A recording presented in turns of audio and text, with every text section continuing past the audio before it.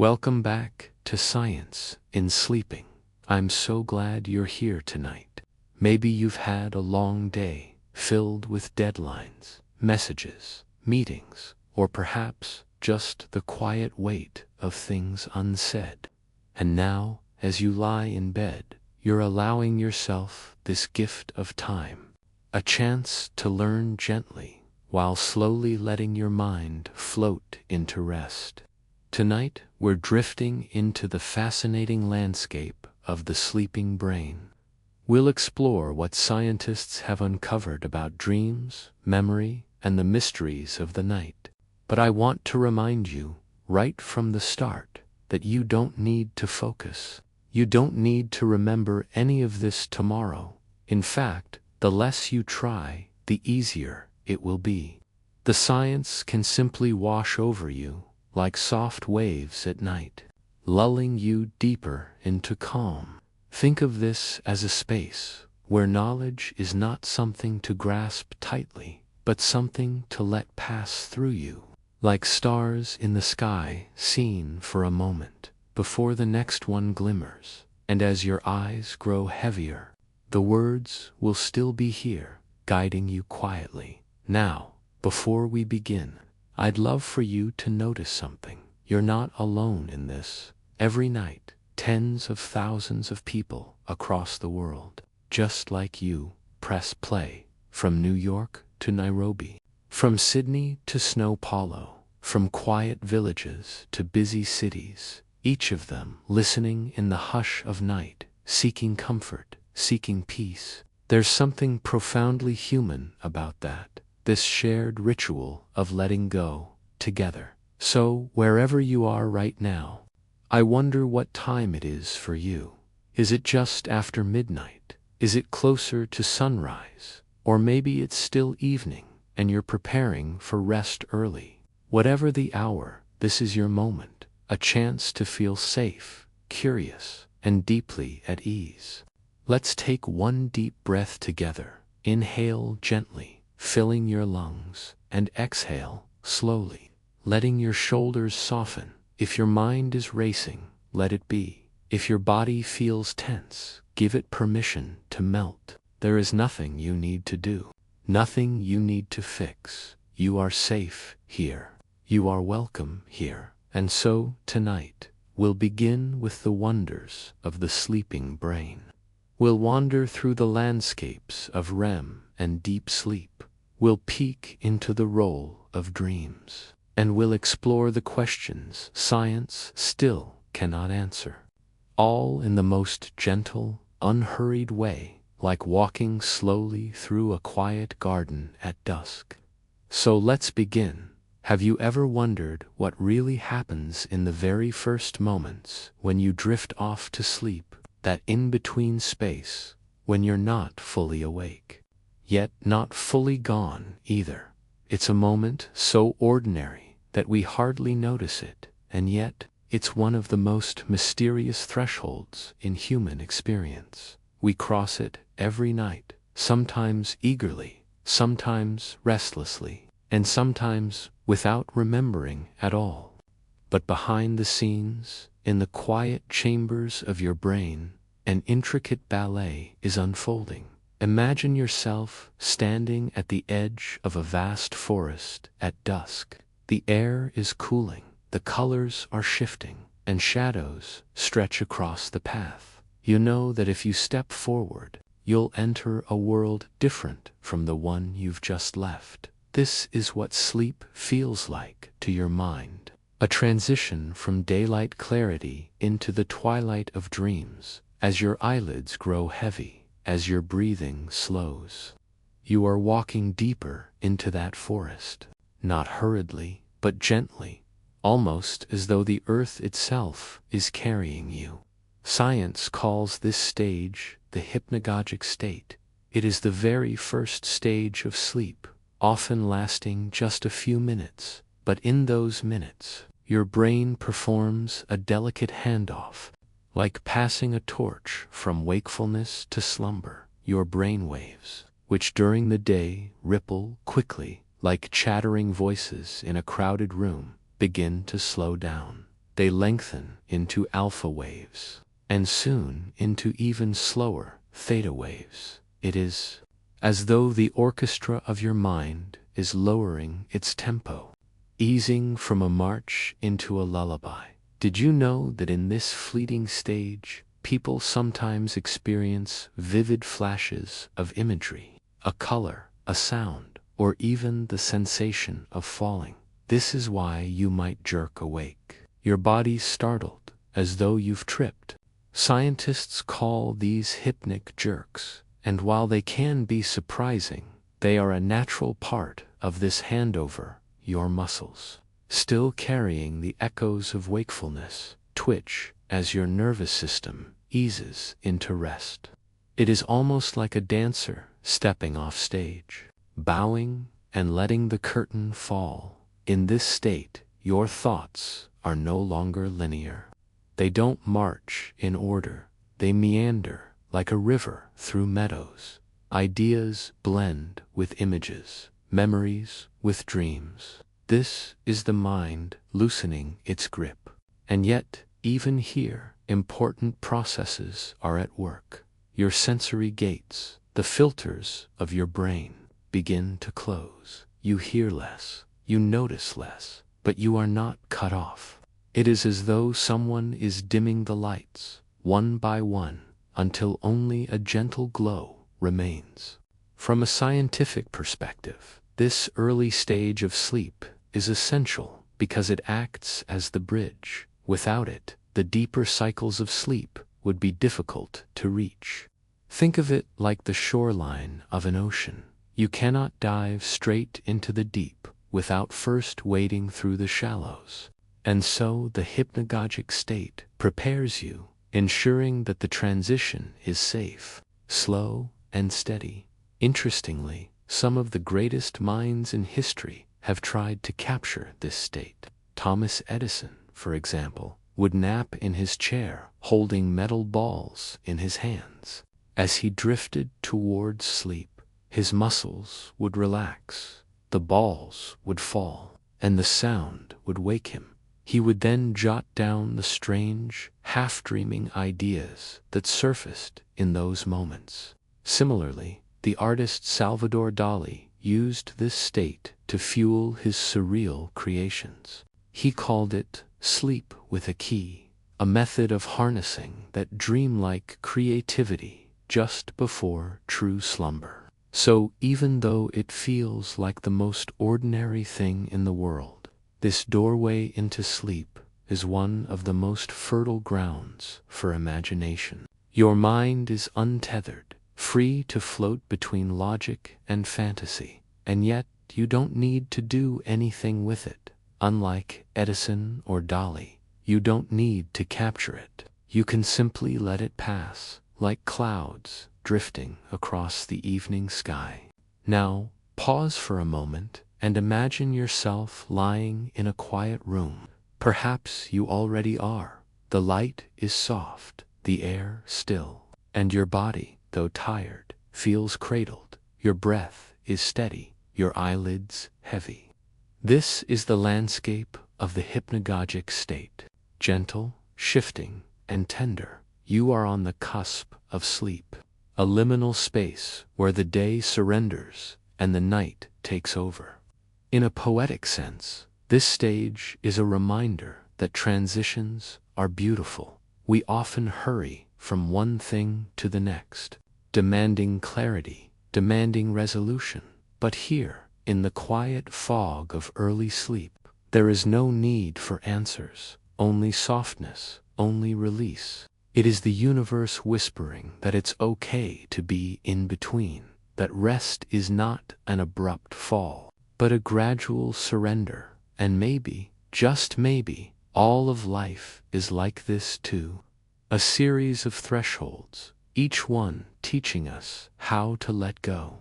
And so, as we step gently beyond the first stage of sleep, we prepare to enter the deeper cycles, where healing, restoration, and the mysterious worlds of dreams await.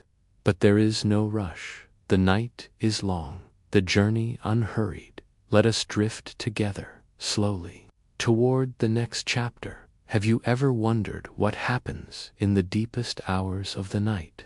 The hours you rarely remember, the ones that pass in silence, behind closed eyes. When your body lies still, but your inner world is alive with unseen activity. It's a mystery we all experience, yet almost never witness, for when it arrives, consciousness slips away, like a candle quietly extinguished, and yet in that darkness, something extraordinary is unfolding. Imagine walking deeper into the forest we entered before. The dusk has now turned to midnight. The sky above is ink black, dotted with stars so distant they seem like whispers of ancient fire. The air is cool, the silence profound. You step softly onto a path that seems to sink lower, into the very heart of the earth. This is what deep sleep feels like to your body, a descent into a sanctuary hidden beneath the surface of awareness. Here, in this place, time itself seems to dissolve. Scientists call this stage slow wave sleep. It is the heaviest, deepest form of rest, and it is both essential and elusive. Your brain waves, once quick and restless, have now stretched into their slowest rhythm. Delta waves, vast and rolling, like the slow tides of a dark ocean. Each wave rises and falls with a calm that feels eternal. And within these waves, a secret rhythm of repair begins in these hours. Your body becomes a quiet workshop. Growth hormone surges, mending tiny tears in muscle and tissue. Your immune system awakens like an army patrolling the night, identifying intruders, repairing, strengthening. Did you know that without these hours, wounds heal slower, illnesses linger longer, and fatigue seeps deeper into the bones? It is no exaggeration to say that in deep sleep, your body is rebuilding itself, cell by cell, breath by breath, and yet, the brain too is hard at work. This stage is when the mind performs its nightly cleansing. Scientists discovered that during deep sleep, channels between brain cells widen, allowing cerebrospinal fluid to wash through, like rivers cleaning a hidden city. This flushing process clears away waste proteins, including those linked to memory loss and disease. It is as though every night, while you lie unaware, your brain's janitors sweep the streets, polish the windows, and carry the trash away. A nightly house cleaning, invisible but vital. But here lies the mystery. If deep sleep is so essential, why can't we feel it? Why can't we recall it?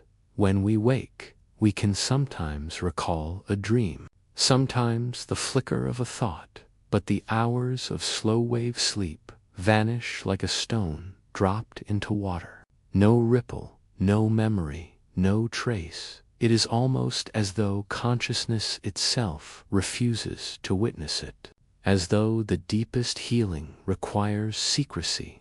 There is suspense in this forgetting. What happens in those hidden hours? What parts of us are changed without our knowing? We enter bed one way, we awaken another, refreshed, altered, renewed. But what if the work done in those hours shapes not just the body, but the very essence of who we are?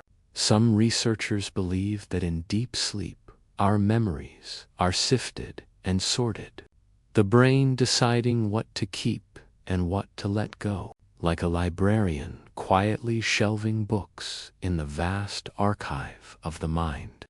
Each delta wave sweeping across your brain may help stabilize a memory, embedding it deeper. Without this stage, facts and experiences scatter, fragile, slipping away with the dawn.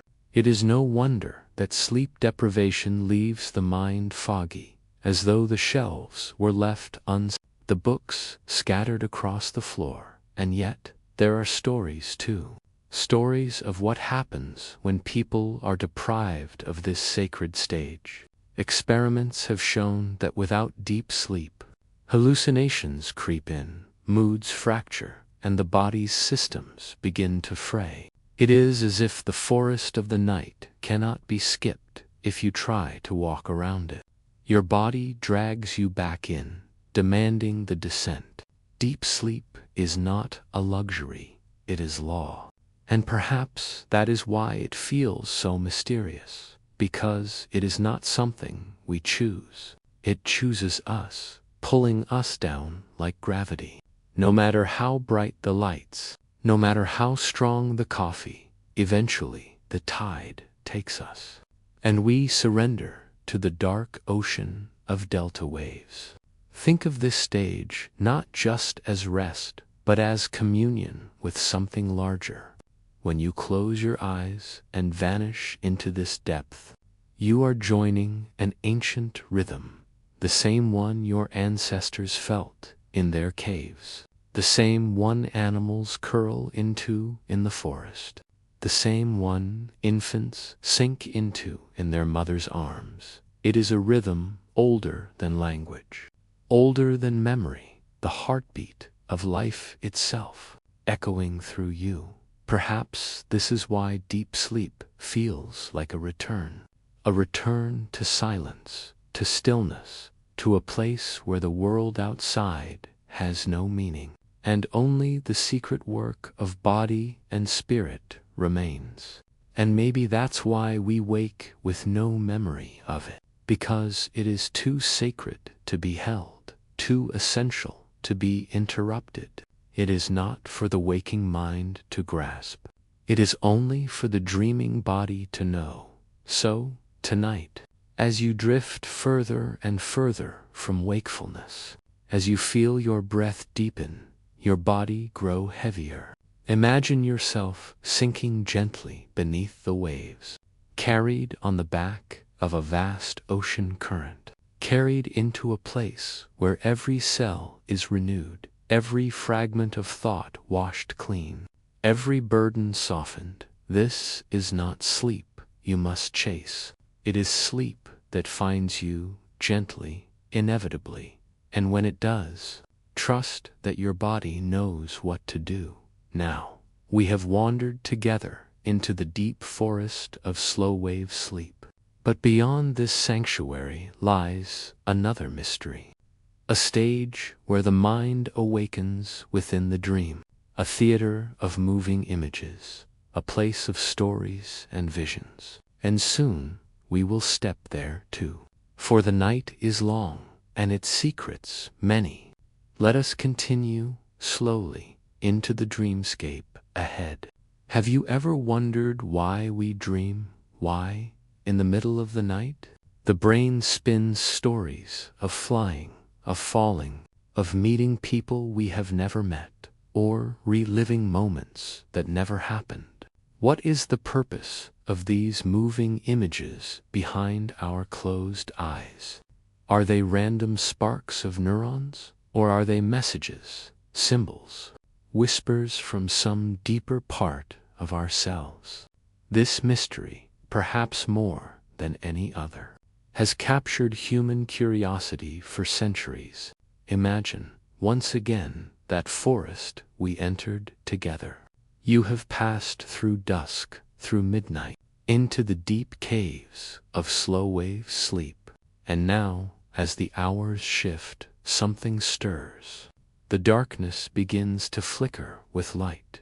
Shadows dance like fireflies. Images appear and vanish. You are not fully awake.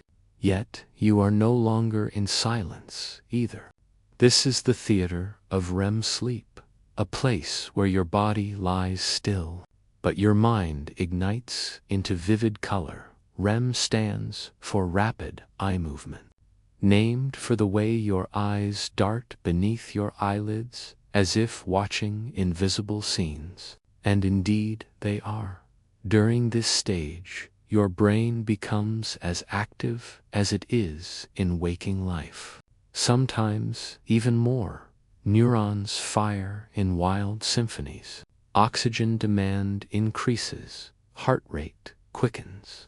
It is as if the mind is awake, but the body is locked in stillness, paralyzed, gently restrained, so that you cannot act out your dream, a safeguard of evolution.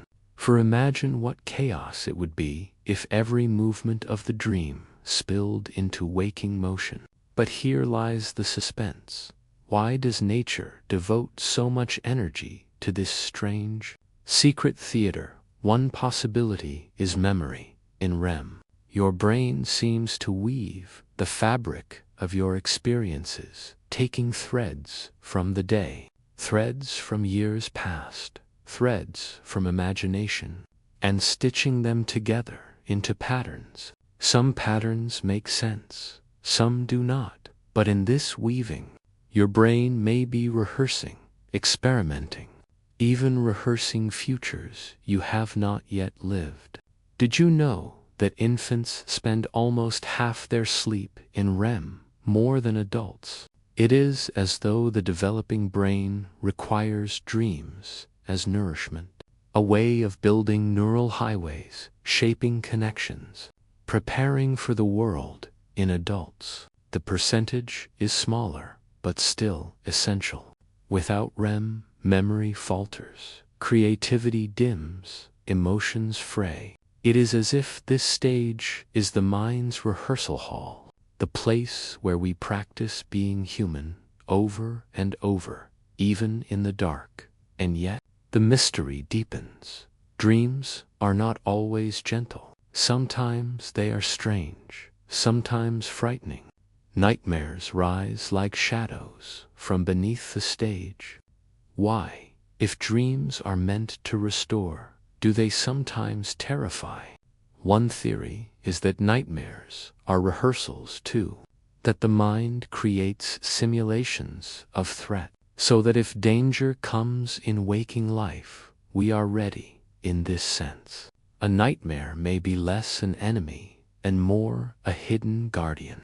But the truth is, no one fully knows. Dreams defy the neat categories of science.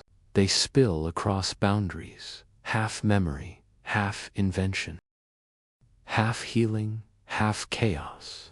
They are like smoke, impossible to hold, yet impossible to ignore.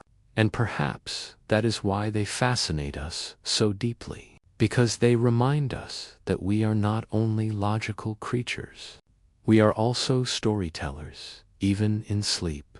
Consider for a moment the power of lucid dreams.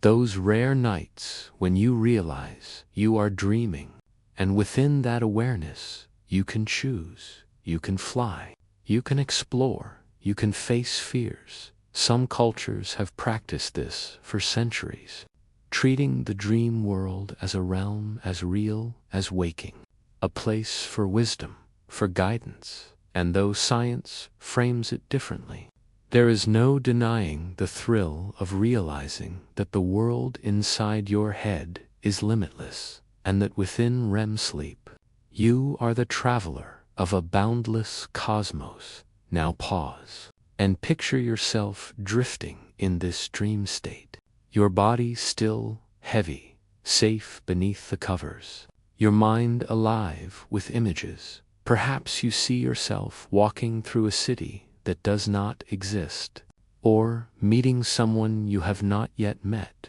or standing on the edge of a mountain that vanishes when you turn your head. Dreams are surreal landscapes, bending time, bending logic, and yet, while they bewilder, they also heal, because through them, your brain may be filing emotions, replaying unsolved puzzles, turning chaos into order.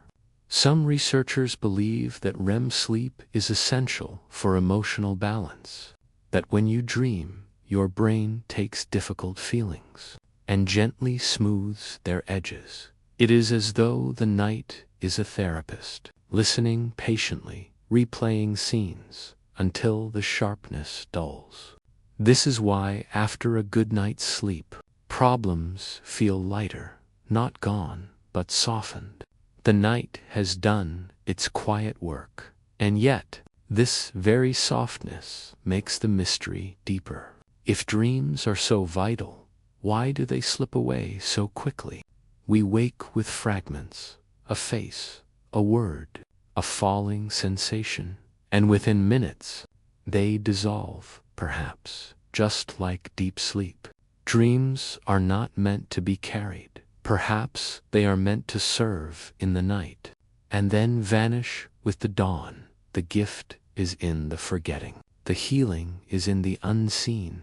And so, here in REM, we are reminded of something larger, that life itself may be a dream layered within a dream, that what we call reality is only one stage, and sleep another, that the border between them is not a wall, but a veil, thin, shifting, shimmering. So tonight, as your breath slows and your body sinks deeper, let yourself be curious about the worlds that await.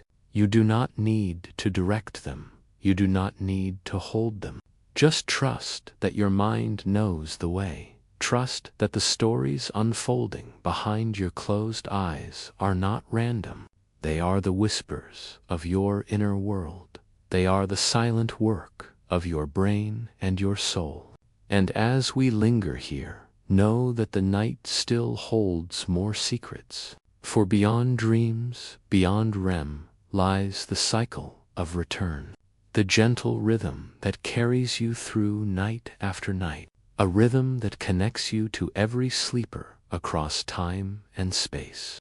We will explore that next, but for now, let the theater of dreams open its curtain and drift gently into the play of your own mind. Have you ever wondered why sleep does not simply arrive once, carry us into darkness, and leave us there until morning? Why, instead, the night is broken into repeating stages? Why our brains descend, rise, and descend again, over and over, like the tide pulling back and forth against the shore? It seems strange, doesn't it, that in the very place designed for stillness, there is such motion, such hidden rhythm. Imagine for a moment a great spiral staircase. You step onto it at night when you close your eyes. The first steps are shallow, gentle, as you leave the waking world. But soon you descend lower into deep chambers of silence. And then, without warning, you rise again into vivid worlds of dreaming. Not once, but many times. The staircase loops and loops, each cycle carrying you down and up again. This is the architecture of sleep, a pattern as ancient as life itself. Scientists have mapped these cycles. In most adults, each one lasts about 90 minutes, a strange and elegant measure. Like the rhythm of a hidden clock that ticks only in darkness. Within those 90 minutes, you drift through light sleep, deep sleep, and REM, and then the cycle repeats across a single night. You may travel this spiral 4, 5, sometimes 6 times, each loop slightly different from the last, each one carrying its own gifts. But why this repetition? Why not one long dive into deep sleep, one long stretch of dreaming? Why the rise and fall, the ebb and flow? The truth is, no one fully knows. But the evidence suggests that each cycle is a balancing act, a way of giving the body and mind all that they need. Deep sleep for healing, REM for creativity and memory, lighter stages for transition. It is not one gift, but many, delivered in intervals, like a story told in chapters, each chapter incomplete without the next. Consider the suspense of this hidden design when you lie in bed. Hours stretch before you as though they are empty. But within you, a complex journey is taking place. An odyssey repeated through the night. Your heart rate slowing, quickening, slowing again. Your brain flickering with silence, then fire, then silence once more. You may believe you are simply asleep, but in truth, you are a traveler moving across landscapes unseen. Did you know that the balance of these cycles changes as the night progresses?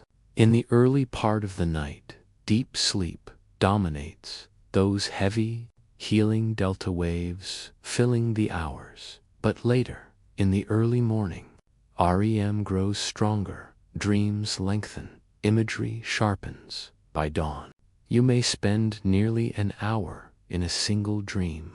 It is as if the night is weighted toward repair first, imagination later. First, the body is healed, then the mind is set free and still. The cycles carry suspense, for if they are interrupted, if one stage is stolen, the rhythm is disturbed, the staircase broken, the spiral fractured. Have you ever woken too early from a dream, feeling disoriented, almost as though you had been pulled from another world? That is the mark of a cycle left unfinished. And it is why waking at the wrong moment can leave you heavy, while waking at the end of a cycle can leave you refreshed. This is the secret of timing, the hidden dance between body and clock. Some researchers suggest that this 90-minute rhythm may be tied to something greater, that even in wakefulness, our bodies follow a similar cycle, a pattern of alertness and fatigue known as ultradian rhythms. As if our biology is tuned not to the hour, not to the minute, but to these ancient 90-minute waves. Could it be that sleep is not separate from waking, but a continuation of the same rhythm, one side of the coin turning endlessly with the other? Picture yourself floating on an endless sea, the waves lifting you up, lowering you down, not violently, but gently, in steady measure. That is what the sleep cycle is. You are not sinking into nothingness. You are being carried on a tide that knows its way, even when you are unaware, even when you remember nothing. The tide carries you through, again and again, until morning arrives. There is something almost cosmic in this design. Planets orbit stars, stars orbit galaxies. Seasons turn and return, and within you, through the night, the cycles of sleep echo this eternal rhythm. Perhaps this is why sleep feels like a return to nature, because within it, our bodies mirror the patterns of the universe, rising and falling, looping and spiraling, an internal cosmos unfolding behind closed eyes. And yet, it is also fragile. Artificial light, stress, irregular schedules can shatter these cycles. Shift workers, for instance, often experience broken rhythms, their bodies confused, their cycles out of sync, and the consequences are real: weakened immunity, cloudy memory, frayed emotions. It is as though the staircase collapses beneath them, the traveler stumbling between worlds, unable to complete the journey. But here is the comforting truth. Your body longs for these cycles. It seeks them, repairs them. Even when disrupted, given darkness, given rest, given time, it will find its rhythm again. The staircase will rebuild itself. The spiral will continue. For this pattern is not fragile invention. It is ancient inheritance, carved into your biology long before modern life began. Think for a moment about the mystery of repetition, how even in waking life, the most important things repeat. The beating of your heart, the inhale and exhale of your breath, day following night, season following season. And sleep, too, follows this law. It does not happen once, but in cycles, not one long story, but many chapters. Each night a book written in loops. Each morning the closing of its cover. So, as you lie here tonight, let yourself imagine the spiral staircase. Feel yourself step gently down, then rise, then down again. Each descent deeper, each ascent brighter. And trust that this motion is not wasted. It is the very essence of your rest. The way your body heals, the way your mind dreams, the way your spirit moves through the hidden landscapes of night. And as you drift now deeper into this rhythm, know that the journey is not finished, for the cycles carry us not only through healing and dreaming, but into even greater mysteries, mysteries of memory, of emotion, of creativity. And soon we will follow those threads into the secret places where sleep shapes who we are. But for now, let the tide carry you, loop by loop, wave by wave, into the spiral of the night. Have you ever wondered what happens to your memories when you fall asleep? Where do the fragments of your day go?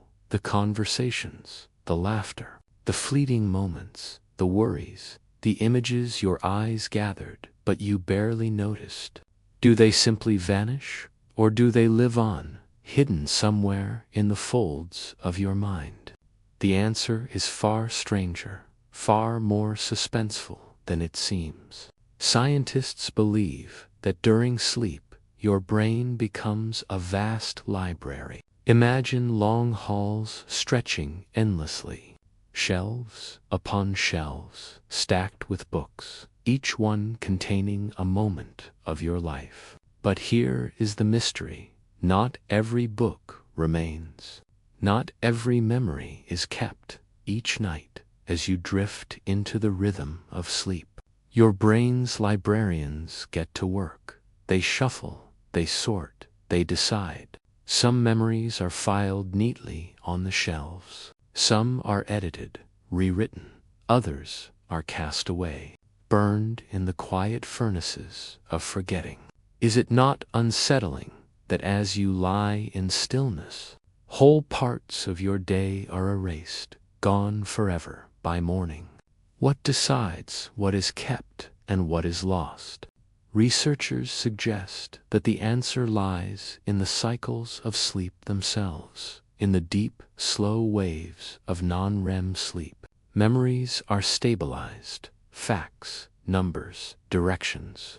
The details of what you have learned are carefully pressed into the folds of the brain.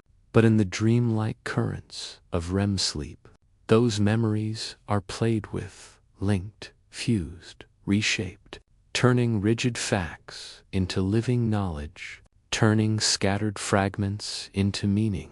Have you ever fallen asleep after studying and woken to find that what felt confusing now makes sense?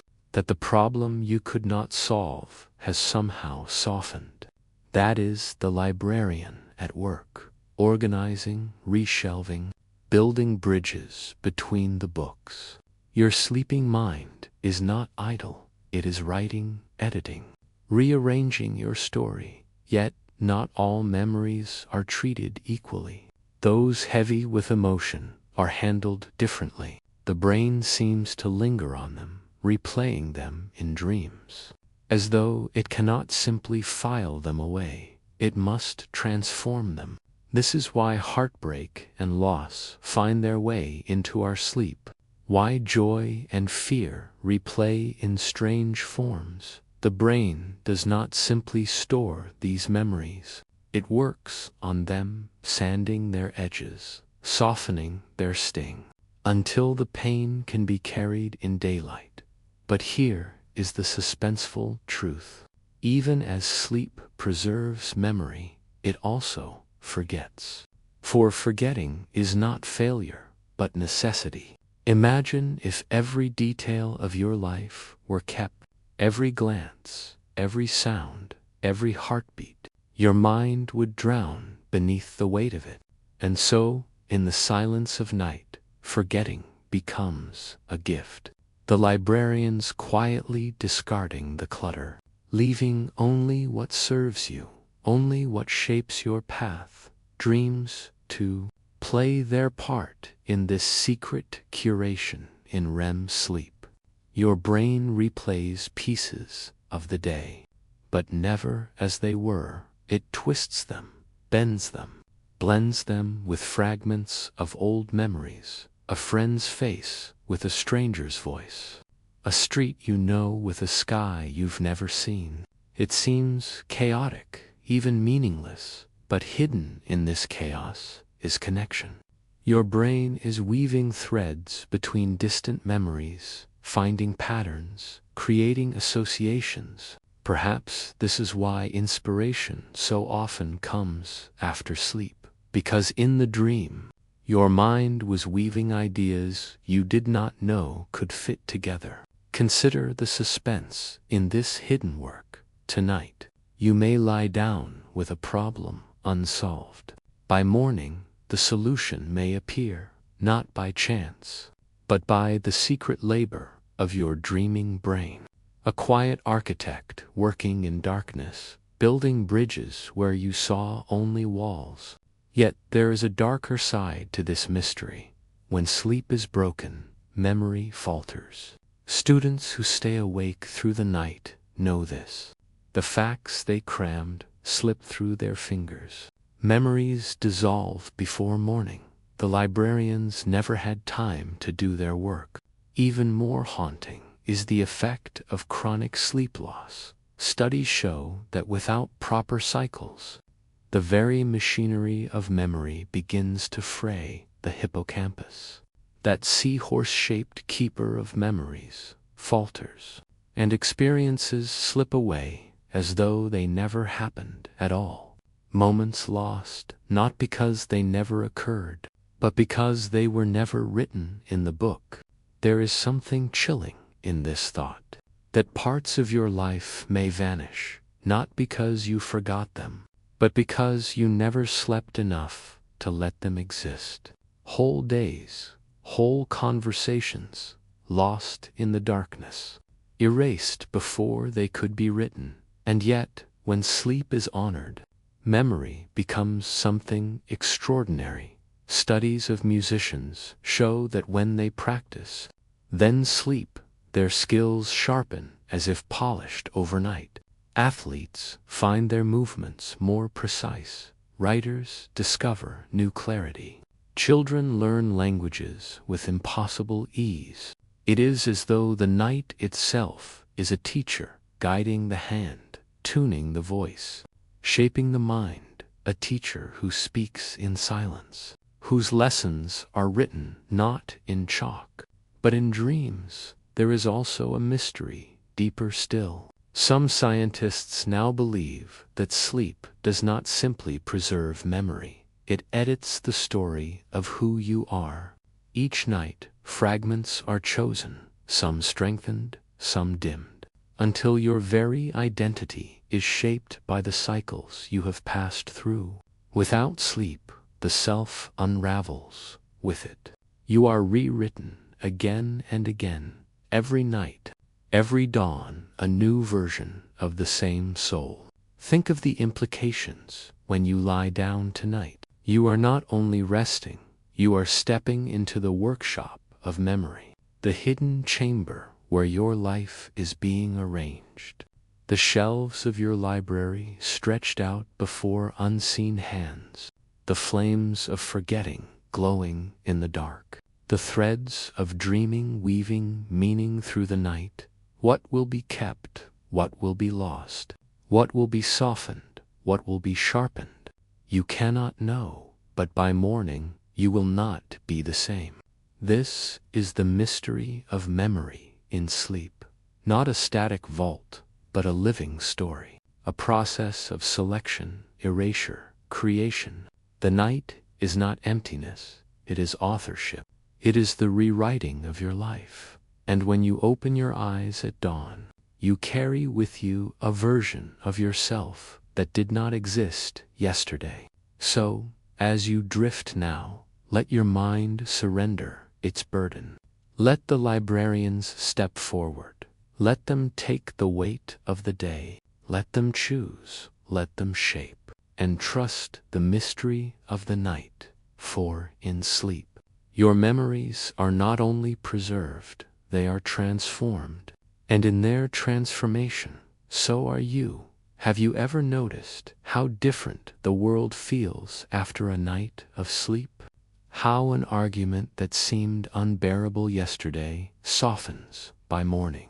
How grief that pressed against your chest loosens, even if only a little. Or how joy becomes more gentle, no longer burning as brightly, but glowing with warmth. Why does sleep change the weight of our emotions? What is happening in the quiet hours when we close our eyes? Scientists have found that while memory is carefully arranged in the night, emotions are also rewritten. Your brain becomes not only a librarian, but a healer in the cycles of dreaming and deep sleep. The storms of your feelings are revisited, replay upon replay, but with one crucial difference. The stress chemicals that flood your body in waking life are dialed down. The sharp edges of fear, anger, sadness are dulled. So you can revisit the same memory without drowning in it. This is not forgetting, it is transformation. Imagine your mind as a theater at night. The curtain rises, and your most difficult moments are replayed. The heartbreak, the shame, the loss. But the actors have changed. The soundtrack is softened.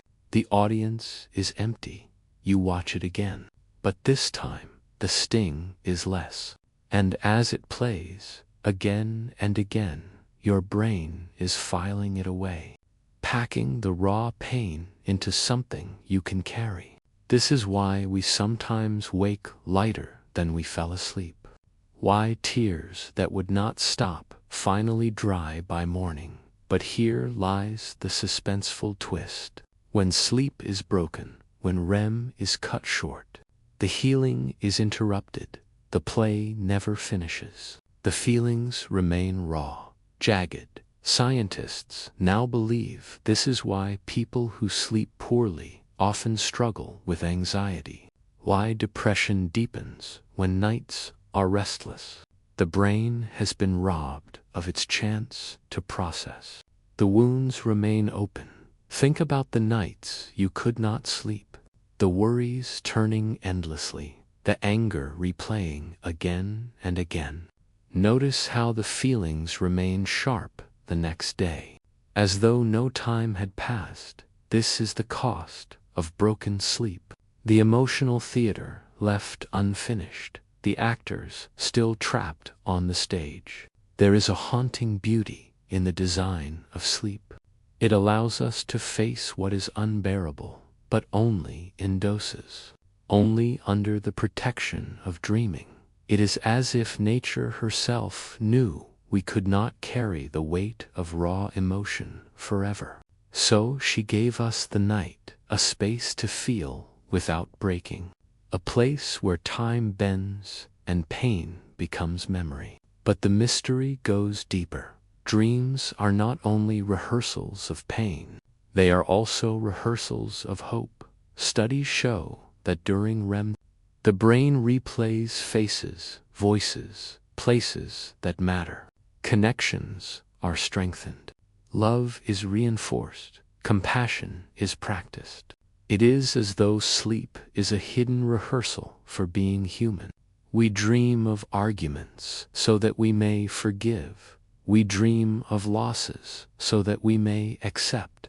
We dream of love so that we may carry it. And in the morning, though we cannot always recall the dreams, we rise, carrying their work within us. Did you know that in war zones, in hospitals, in places of deep suffering, sleep becomes both fragile and sacred? Those who are robbed of it are more likely to break under stress, while those who find even brief moments of dreaming hold on to resilience longer.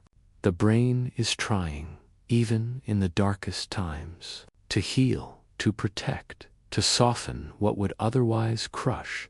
But here is the chilling question. If sleep heals the heart, what happens to a world that does not sleep? In our age of glowing screens and endless demands, so many drift through life half-rested, never giving the night its due. Could this explain why anxiety and sadness grow louder, why tempers flare, why patience thins? Could it be that humanity is quietly starving its emotional healer? That we are cutting short the dreams that would have softened our grief? That we are waking before the theater is finished, leaving the stories of our hearts half-written? And yet there is wonder too, for when sleep is honored, the transformations are profound. In one study, people exposed to fearful images found them less distressing after a full night's rest.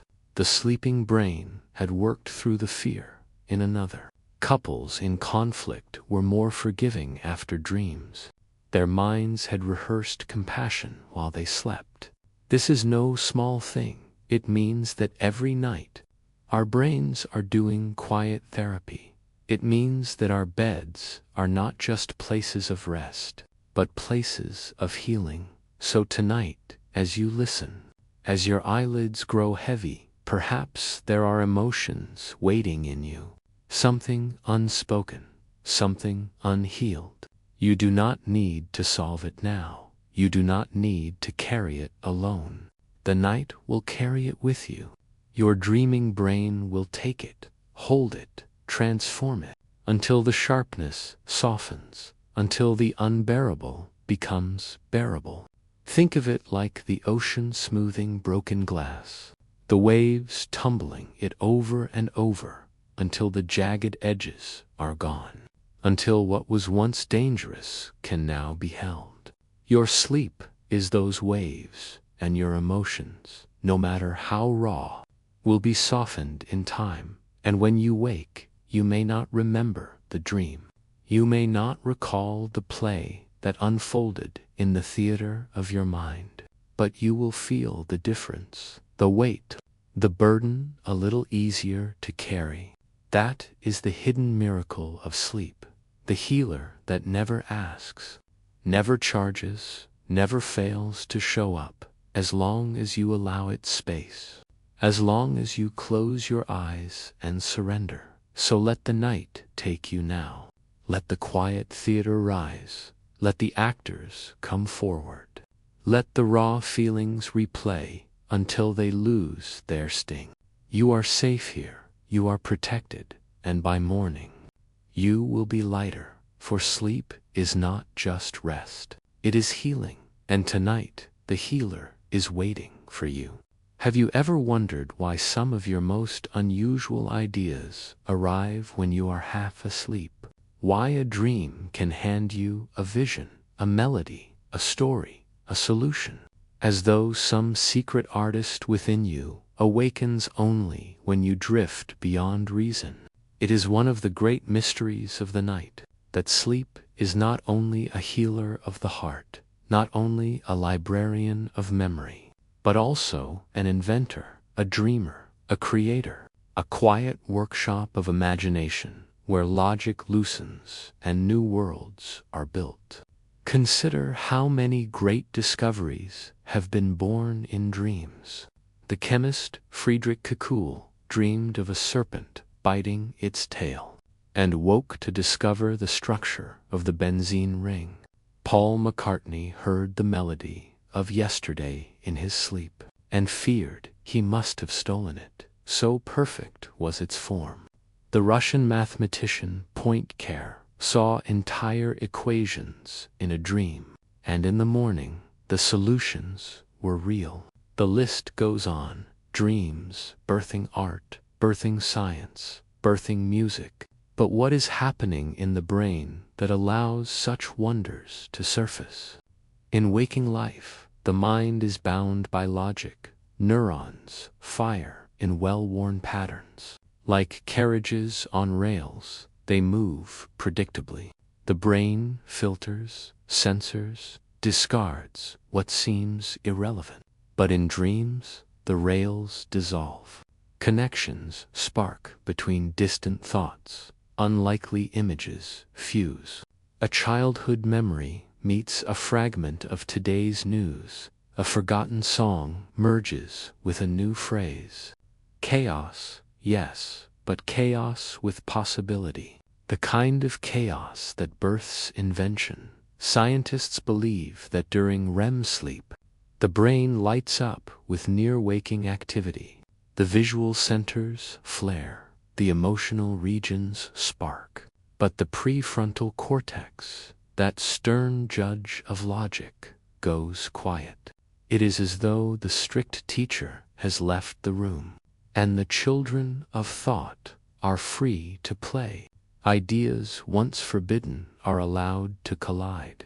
Patterns once hidden are allowed to surface, and from this playful chaos, new creations emerge. Think of Salvador Dali, the painter who claimed his greatest visions came from sleep. He would sit with a spoon in hand, drifting at the edge of slumber, and just as he slipped into dreams, the spoon would fall, he would wake, capturing the strange visions before they vanished. Dali called it sleeping with a key, unlocking doors that waking logic kept locked, and perhaps he was right. Perhaps we all carry that key. Perhaps every night, the doors of creation swing open, even if we do not always remember what lies beyond. But here is the suspenseful twist. What if the very future of our creativity depends on this forgotten realm? What if humanity's greatest works, greatest breakthroughs, were not born in daylight laboratories, but in the fragile theater of dreams? How many inventions, how many songs, how many visions have been lost because the dreamer did not wake in time to write them down? How many secrets of the universe have flickered into being, only to vanish with the alarm clock? Did you know that Thomas Edison also used the trick of half-sleep? He would rest in a chair with steel balls in his hand. As he drifted, the balls would drop, waking him, and he would seize the ideas that rose in that twilight zone. Nikola Tesla, too, claimed his inventions often arrived as visions, complete and detailed, not through calculation, but through sudden bursts that seemed given, not created, but revealed, as though sleep itself whispered the blueprints. This is the paradox of dreams. They are often nonsensical, impossible, absurd, and yet within that impossibility lies a kind of truth, because when the rails of logic dissolve, the mind can leap across gaps it would never cross awake. It can solve puzzles by refusing to obey their rules. It can create art by ignoring the boundaries of sense. And sometimes that is exactly what is needed. But there is something haunting, too. For just as sleep can gift creation, the loss of sleep can steal it. Studies show that sleep deprivation dulls divergent thinking, the ability to imagine multiple possibilities, to think beyond the obvious without rest. The artist's palette grows gray, the composer's notes fall flat, the writer's words lose their spark. It is as though the dreamer within us withers without its nightly stage, and yet, when sleep is honored, the creativity is boundless, even in ordinary people. Not only the geniuses of history. A child dreams of flying and wakes to draw wings. A student dreams of numbers and wakes to solve the problem. A writer dreams of forests and wakes to write of new worlds. This is not magic. It is the brain's quiet process, the hidden work of the night, the weaving of threads that daylight cannot see. What does this mean for you, lying here tonight? Perhaps it means that within your dreams there are stories waiting to be told, solutions waiting to be revealed, songs waiting to be sung. You may not always remember them, but they are there, shaping you, whispering to you, and if you listen closely, if you carry a notebook by your bed, if you wake gently, slowly, you may catch one. You may glimpse the secret offering of the night. So let us pause and wonder, what dreams are waiting for you tonight? What visions are forming even now? In the shadows of your mind, perhaps they are strange, perhaps they are wild, but do not dismiss them, for within their strangeness may lie the seed of something beautiful, something only you can bring into the waking world. Think of the brain as a cosmic loom, weaving threads from memory, from feeling, from imagination. By day, the weaving is orderly, controlled, bound by reason. But by night, the loom changes. The threads dance, they tangle, they sparkle, and sometimes, in that wild dance, a new pattern is born, a pattern that no logic could design, a pattern that only dreams could reveal. So as you drift deeper now, let your mind be free, let it wander, let it play. Do not fear the nonsense, do not cling to control, for in the loosened grip of night, the seeds of creation are sown, and by morning, though you may not recall the dream, you may carry its gift, a thought, a feeling, a spark, a hidden whisper of your sleeping creativity, and perhaps, when you wake, you will be more than rested, you will be renewed, carrying not only peace, but possibility, not only healing, but creation. For sleep is not just rest, it is invention, and tonight, it may invent something new within you.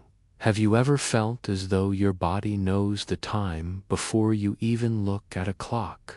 That strange pull towards sleep at night, the restless stirring in the morning, the sudden wave of energy at certain hours, all of it happening as though something inside you is counting, measuring, keeping track. But how can your body know? What invisible hand is guiding you? The answer lies in the circadian rhythm, a secret clockwork hidden deep in your brain, a rhythm as old as life itself, and as mysterious as the stars it once followed. Imagine a clock that does not tick in seconds or minutes, but in waves of hormones and sparks of neurons, a clock not made of gears and hands, but of cells, proteins, and pulses of light. This is your circadian rhythm, a cycle of roughly 24 hours, though not exactly. Left alone, most humans drift slightly longer than a day, which means your body must constantly be corrected, adjusted, aligned with the turning of the earth. The master of this rhythm lies in the brain, in a tiny cluster of about 20,000 neurons, the suprachiasmatic nucleus, or SCN, a name that hides its enormous power. It sits just above the place where the optic nerves cross, which means it sees the light that enters your eyes, and with that light, it sets the rhythm. Morning light resets the clock, telling your body it is time to wake. Darkness signals it is time to rest, and from this cycle of light and shadow, your entire physiology is orchestrated. But here lies the suspense. This hidden clock does not only decide when you sleep, it rules when your body heals best, when your muscles are strongest, when your memory works most sharply, when your emotions feel most fragile. Every organ has its own rhythm. Every cell listens to this silent conductor. Your liver knows when to prepare for food. Your heart knows when to beat harder. Your immune system knows when to fight. All of it bound to the turning of the earth. All of it moving to a rhythm you cannot hear, and yet this rhythm is fragile. Disturb it, and the harmony collapses. Night shift workers know this too well. Their days turned upside down, their clocks forced to run against the sun. Studies show their risks of illness rise, their mood frays, their memory suffers. It is as though the body rebels against the breaking of its time. Jet lag, too, reveals this truth. Flying across oceans, the body still clings to its old rhythm, insisting it is day when night has fallen, insisting it is night when the world outside shines with sunlight. The dissonance is disorienting, because the clock inside you does not change as quickly as the one on your phone. But here is the strange, haunting thought. What if your very sense of self is tied to this rhythm? What if the way you feel in the morning versus the night is not simply habit, but biology? Some are born larks, rising early, their minds sharp with dawn. Others are born owls, alive with thought under moonlight. It is not laziness, not preference, it is wiring. A genetic rhythm carried deep inside, your very chronotype written into your cells. Did you know that disrupting circadian rhythms has been used as a form of torture? Keeping lights on, shattering the night, confusing the body until it loses its bearings. Because without rhythm, the mind begins to unravel. Time itself seems to dissolve. This shows us just how tightly our humanity is bound to the cycle of day and night. We are creatures of rhythm, not only in heartbeat or breath, but in the turning of the earth itself. And yet, there is also beauty. For when we honor this rhythm, life flows with ease. Exposure to morning light sharpens alertness. Darkness at night invites melatonin, the gentle chemical of rest. Meals taken at regular hours align with digestion. Work placed at times of natural energy feels lighter. We often think of discipline as force, but in truth, discipline may be nothing more than harmony. Living in step with the silent metronome inside. Think of the suspenseful implication in our world of glowing screens. We have filled the night with false suns. Our eyes drink in blue light long after dusk, and the master clock is tricked, told it is still day, and so the rhythm falters. Sleep is delayed, hormones confused, the healing that should happen in the night postponed, the restoration scattered. We are like musicians playing out of time with the conductor, each instrument clashing, the symphony of the body turning discordant. But there is hope, for just as the rhythm can be broken, it can be restored. A morning walk beneath real sunlight can reset the clock. A darkened room at night can let it tick naturally again. Even the simple act of dimming lights before bed, of letting the shadows return, invites the ancient rhythm back to the pulse that guided our ancestors beneath firelight, back to the alignment with stars and seasons, back to the harmony of being a creature of earth. And yet, the mystery is even deeper. For circadian rhythms are not unique to humans. Every living thing carries them, from the flowers that open with dawn, to the tiny plankton that rise and sink with the tides, to the bats that stir with twilight. All life on earth is bound to the dance of light and dark. It is as though the very planet wrote its turning into our blood. a universal rhythm that sings through every living cell, a clock that ties us not only to each other, but to the spinning of the world itself. So, tonight, as you lie here, listening, drifting, know that you are not separate from this rhythm.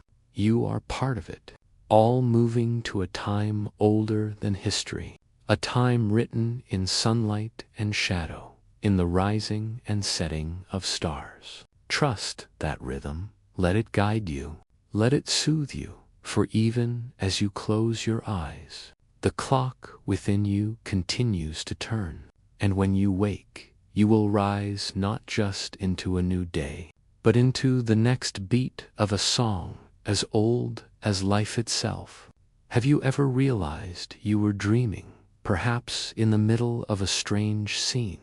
You suddenly stopped and thought, this cannot be real, and yet everything around you shimmered with detail. The colors were vivid, the air had weight, the world had rules. It was a dream, and yet it was also a place. This is lucid dreaming, a phenomenon so rare, so uncanny, that it feels like stepping through a hidden door in the mind.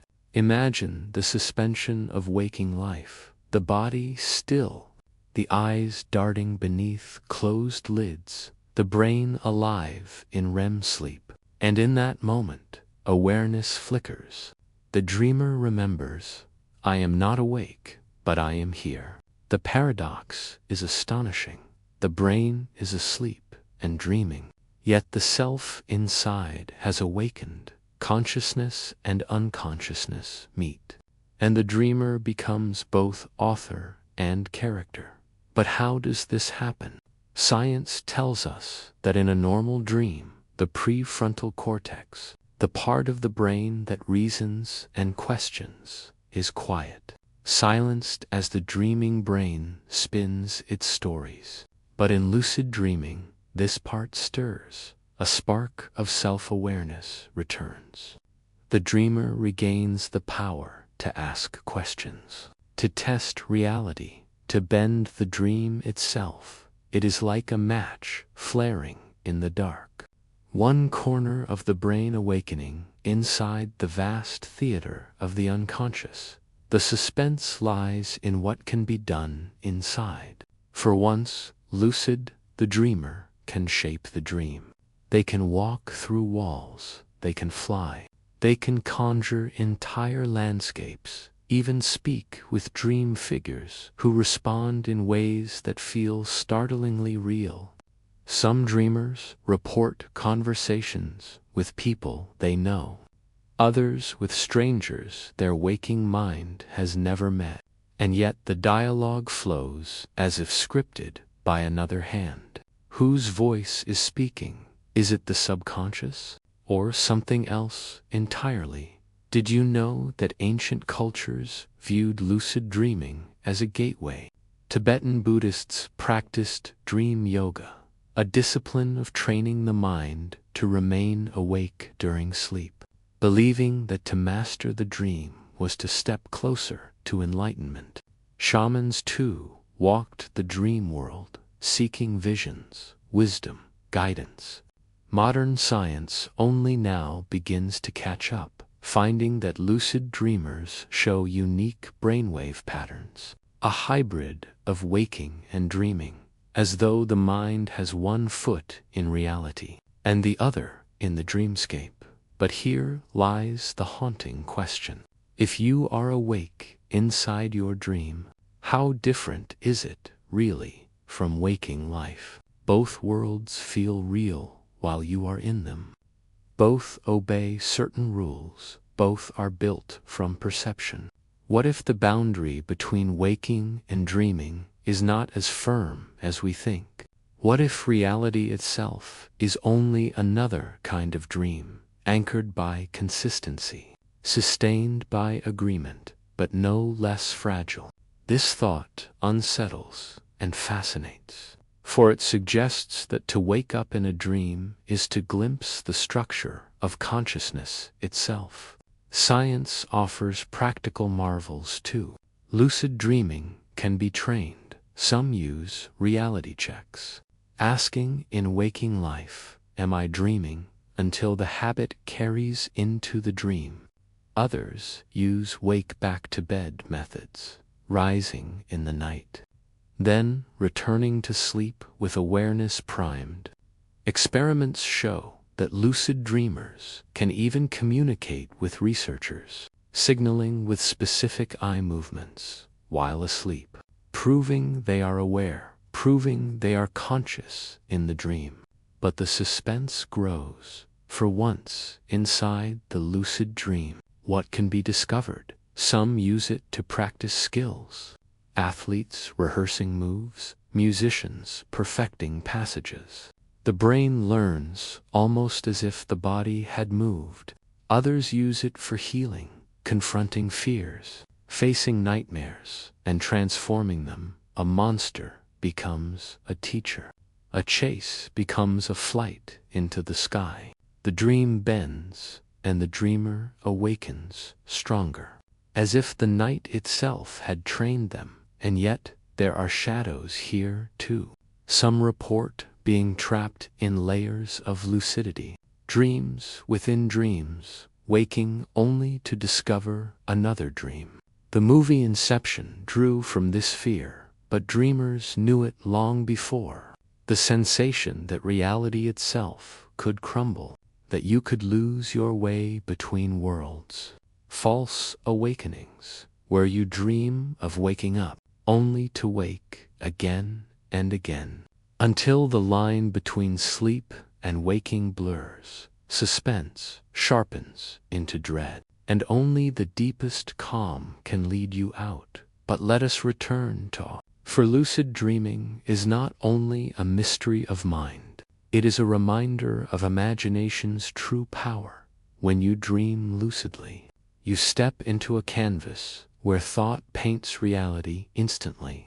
No delay, no resistance, a pure creation. To fly is only to wish it. To visit a mountain is only to imagine it. The laws of waking life fall away, and what remains is possibility. Some even whisper that lucid dreaming is practice for death, a rehearsal for stepping into a world shaped not by physics, but by consciousness alone, an eternal dream where awareness carries on.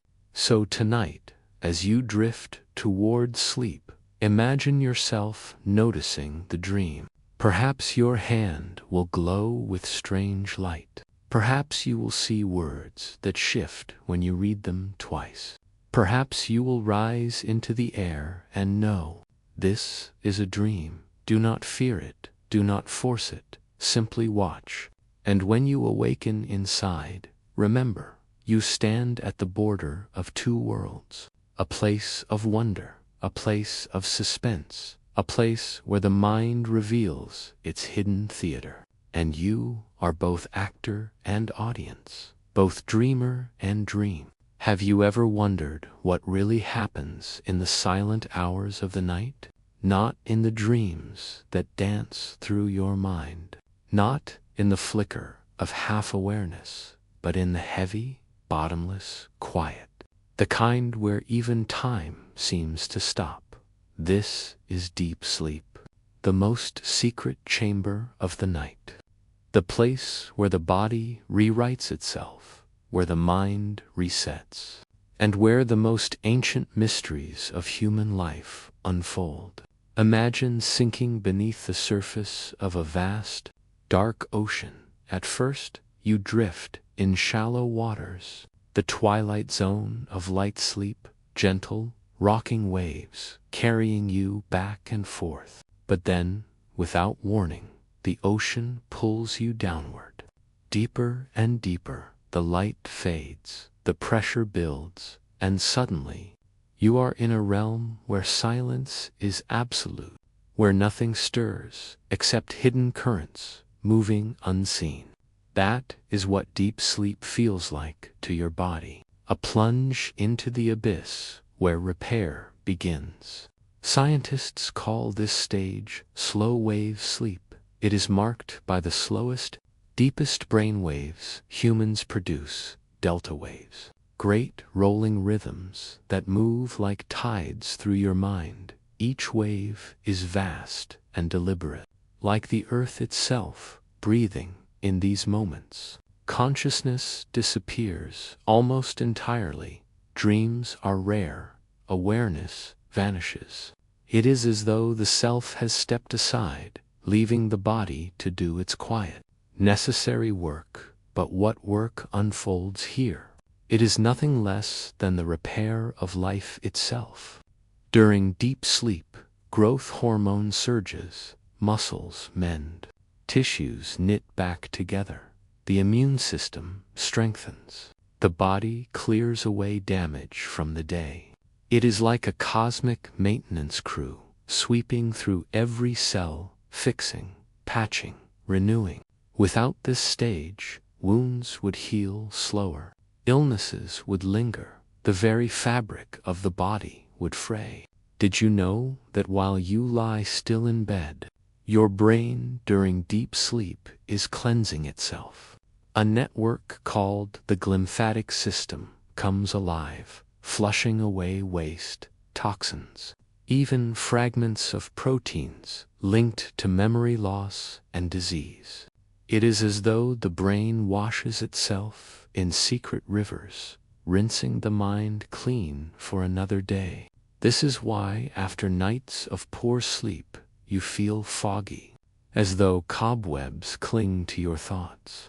Without deep sleep, those cobwebs remain, but with it, they dissolve into clarity. And yet, here lies the suspense. For though deep sleep is vital, we cannot summon it by force. You cannot demand, now, let me drop into the abyss.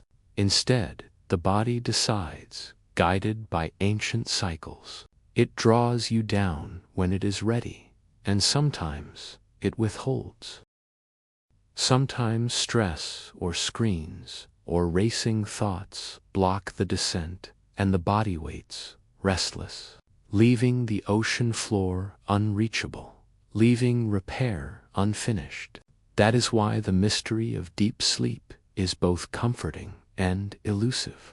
Picture yourself lying in stillness, your breath slow, your limbs heavy, your pulse a quiet drum. The world around you vanishes.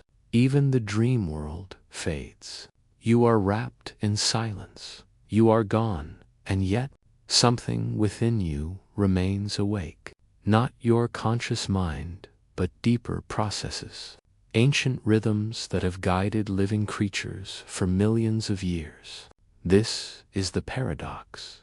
You disappear into nothing, and from that nothing, life is renewed. Did you know that children spend more time in deep sleep than adults? Their bodies growing, bones lengthening, brains wiring themselves. The young sink easily into this ocean, while adults find the water shallower. Aging reduces the time we spend in the abyss. Perhaps this is why the young wake with boundless energy, while the old often stir tired. It is not only time stealing their strength, but the gradual fading of this most mysterious repair. Some scientists have suggested that without deep sleep, life itself could not sustain. Experiments with animals deprived of it end in collapse. The body weakens, the mind unravels. It is as though deep sleep is not a luxury, but a law, a hidden agreement between body and cosmos. You must vanish each night so that you may continue each day. But here is a thought to carry into the dark. If dreams are a theater, then deep sleep is the pause between acts, the curtain drawn, the stage rebuilt, the actors resting.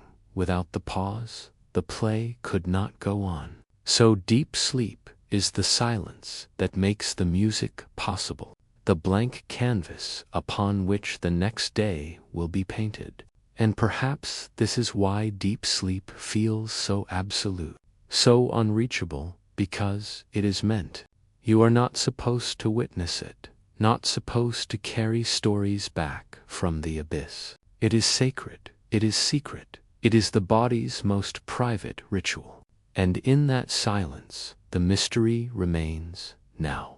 As we prepare to drift from this module to the next, let yourself imagine falling, not in fear, but in trust, as though the earth itself opens its arms and carries you downward, into warmth, into repair, into silence. Let yourself surrender. For in that surrender lies strength, and in that silence, tomorrow is already being written.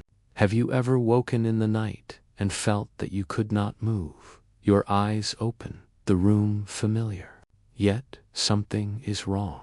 Your chest heavy, your breath shallow, your body locked, and perhaps, worse still, you sense you are not alone. A shadow in the corner, a figure by the bed, watching, waiting, silent. This is sleep paralysis.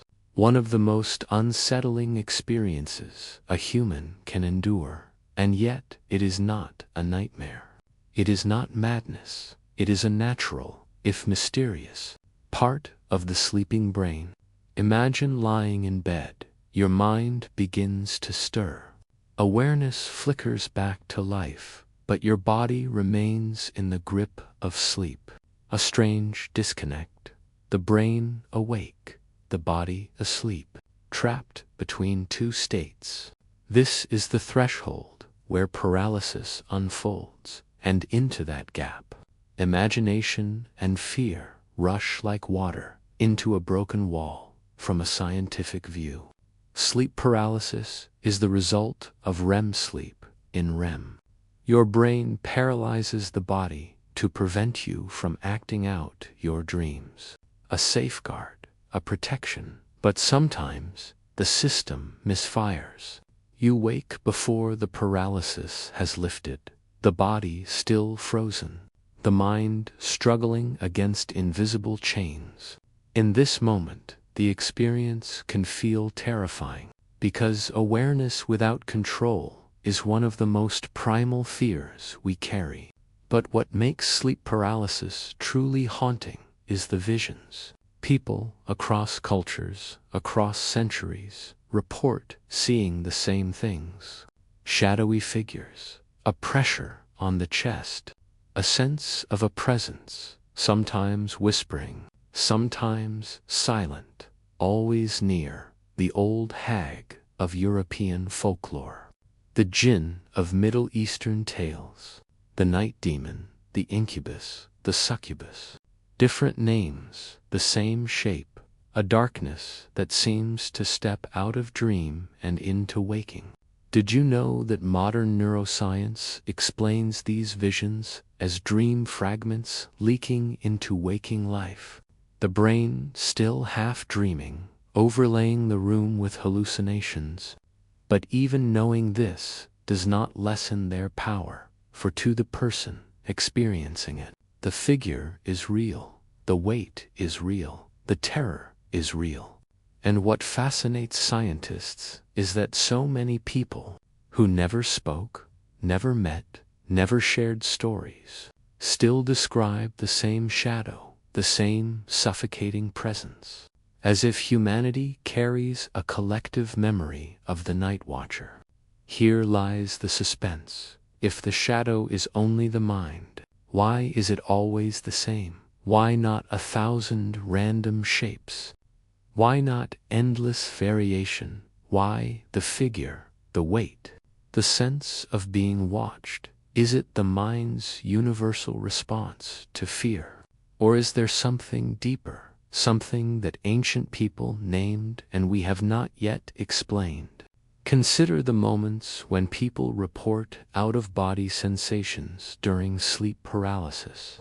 They feel themselves floating, drifting above the bed, looking down at their own form. Science calls this a misfire in the brain's spatial mapping, the part that anchors self to body disrupted. But others whisper of astral journeys, the soul tugging loose from the flesh. If sleep paralysis is the doorway, what lies beyond it? In some cultures, people sought to harness this state to transform terror into passage. Shamans would enter paralysis deliberately, believing it opened the gate to visions. Mystics saw it as a moment of contact with other realms, what we call a nightmare. They called initiation. Perhaps both are true. Perhaps fear is only the first mask the experience wears. But for most, the episode passes with dread. The paralysis breaks, the figure dissolves, the body moves again. You sit up, gasping, heart racing, relieved yet shaken, and often reluctant to close your eyes again. The bed, once a cradle of comfort, feels like a trap.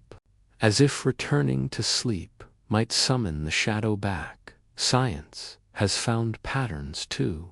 Sleep paralysis strikes more often when people are exhausted, when stress weighs heavy, when the night is restless.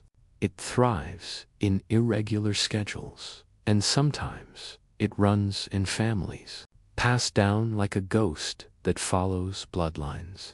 Yet it is not dangerous, though terrifying. It does not harm. It leaves no mark, only memory, only questions. Picture yourself now, lying in bed, the room dim, the air still, the faint hum of night outside.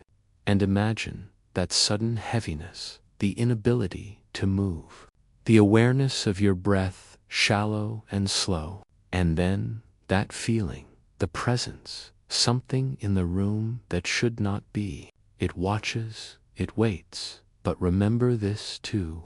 It is the mind's trick, a mirror of your own fear, a story written on the walls of your awareness, and nothing more.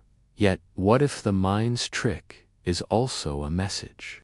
What if, in facing the paralysis, you are shown the boundary of control, the fragile thread between waking and dreaming?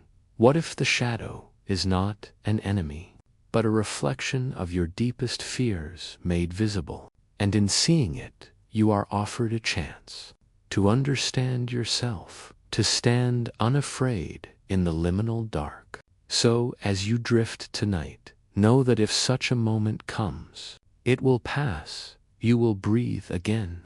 You will move again.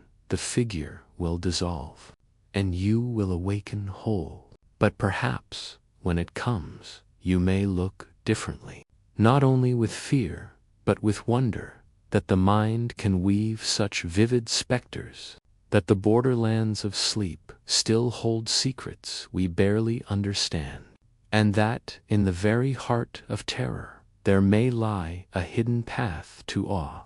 Have you ever woken from a dream that felt like more than a dream? A voice calling you, a symbol repeating itself, an image so sharp, so charged, that you carry it through the day. What was it trying to say? Why did it arrive in the night? Why did it linger when so many other dreams dissolve like smoke?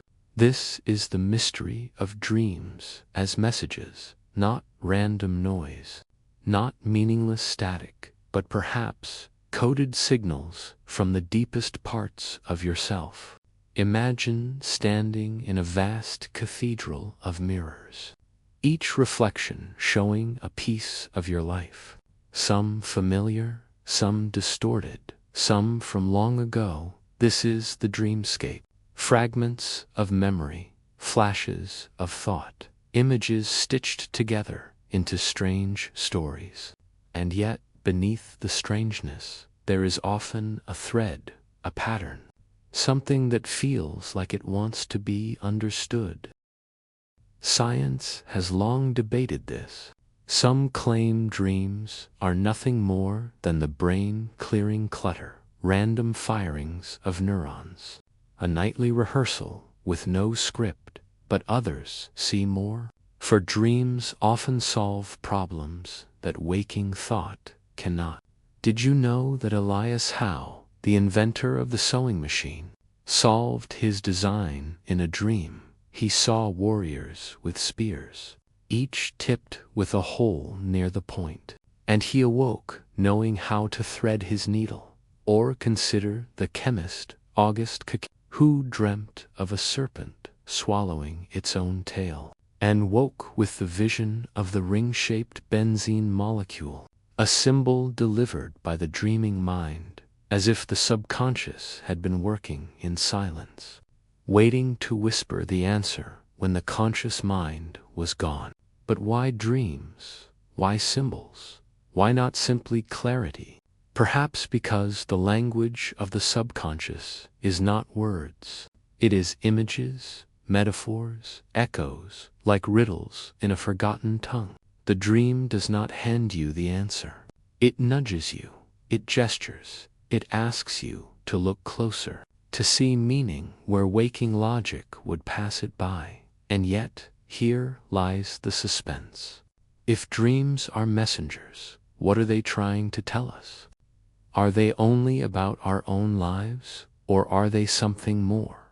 History is filled with dreams that changed not just individuals, but nations. Abraham Lincoln spoke of dreaming of his own death days before his assassination. Many ancient cultures believed kings and prophets received visions from the gods through dreams.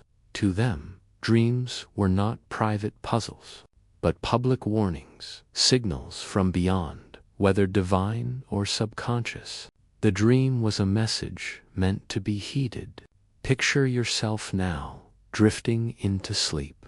Your brain begins its quiet work of memory consolidation, sorting, storing, pruning, and yet the subconscious notices things your waking mind ignores.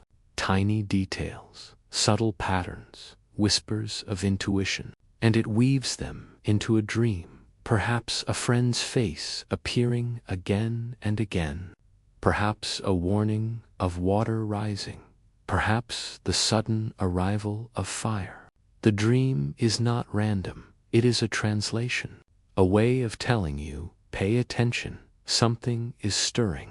But here is the haunting possibility. If dreams can signal, then what are nightmares that return again and again?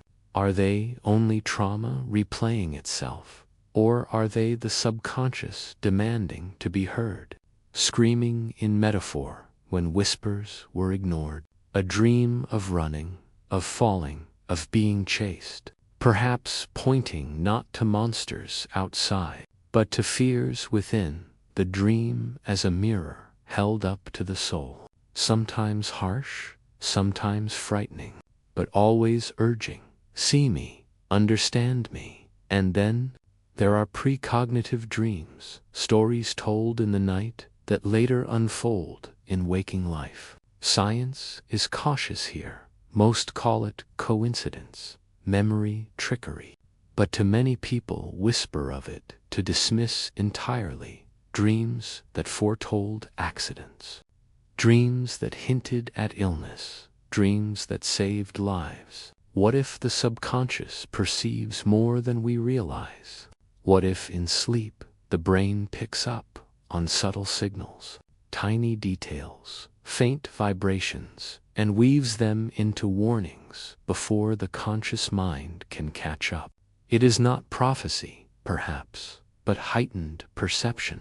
Dreams as a radar for hidden truths. Did you know that people who keep dream journals often notice patterns, themes that repeat, symbols that recur? Water for emotion, bridges for transition, fire for passion or destruction. The subconscious speaks in this symbolic code, and when you record it, you begin to understand the language. Like learning the script of an ancient civilization, your own inner civilization, rich, complex, and alive in the dark. So what does it mean for you? It means that every dream, no matter how strange, is part of a dialogue with yourself. Sometimes playful, sometimes terrifying, sometimes enlightening, the dream says, look closer. Your waking life hides layers, and I am here to remind you. Now, pause and reflect. Dreams as messages carry suspense because they blur the line between self and other, between the known and the unknown, between reason and mystery. They ask us to listen to the night, to honor the whispers of the sleeping brain, and perhaps to admit that not everything can be solved in daylight. Some truths are meant to arrive in the language of shadows, wrapped in riddles, unfolding only when the heart is ready. So as you drift tonight, if a dream comes, do not dismiss it. Hold it gently, even if it makes no sense, especially if it makes no sense. For within its symbols may lie a message, a secret only your sleeping mind could deliver, a thread leading you to understanding, a hidden map drawn in the ink of night. Have you ever woken in the middle of the night, heart racing, breath sharp, sweat beating on your forehead, with no memory of what frightened you, no image, no story, just raw terror? This is not a nightmare. This is something deeper, stranger, and more ancient. This is the phenomenon of night terrors, a scream in the darkness that comes from the very roots of our survival. Imagine yourself as a child again, the house silent, the world asleep, and suddenly, in the middle of the night, you sit upright, eyes wide open, you scream, you thrash, you cry, but you are not awake. Your family rushes in, but they cannot comfort you because you do not see them. You are trapped in a place between waking and sleeping, a twilight zone of the mind where terror lives without a name. Night terrors are not dreams. They come from a different stage of sleep altogether. While nightmares happen in REM sleep, when vivid dreams unfold, night terrors rise during deep, non-REM sleep, the slow wave stage where the body is heavy and the brain is far from consciousness. And yet, from this depth, the mind erupts, not with images, not with stories, but with pure, unshaped fear. A fear older than language, a fear carved into the human brain over millennia of survival. Scientists have studied this with fascination. Electrodes tracing brain waves, monitors catching the racing heart and surging breath, and still the mystery remains. Why does the brain cry out in terror when it should be at its calmest? Some theories suggest it is a glitch in the sleep cycle, a misfire as the brain shifts between stages. Others say it is the ancient alarm system of the amygdala, the brain's fear center, suddenly sparking awake while the rest of the brain slumbers.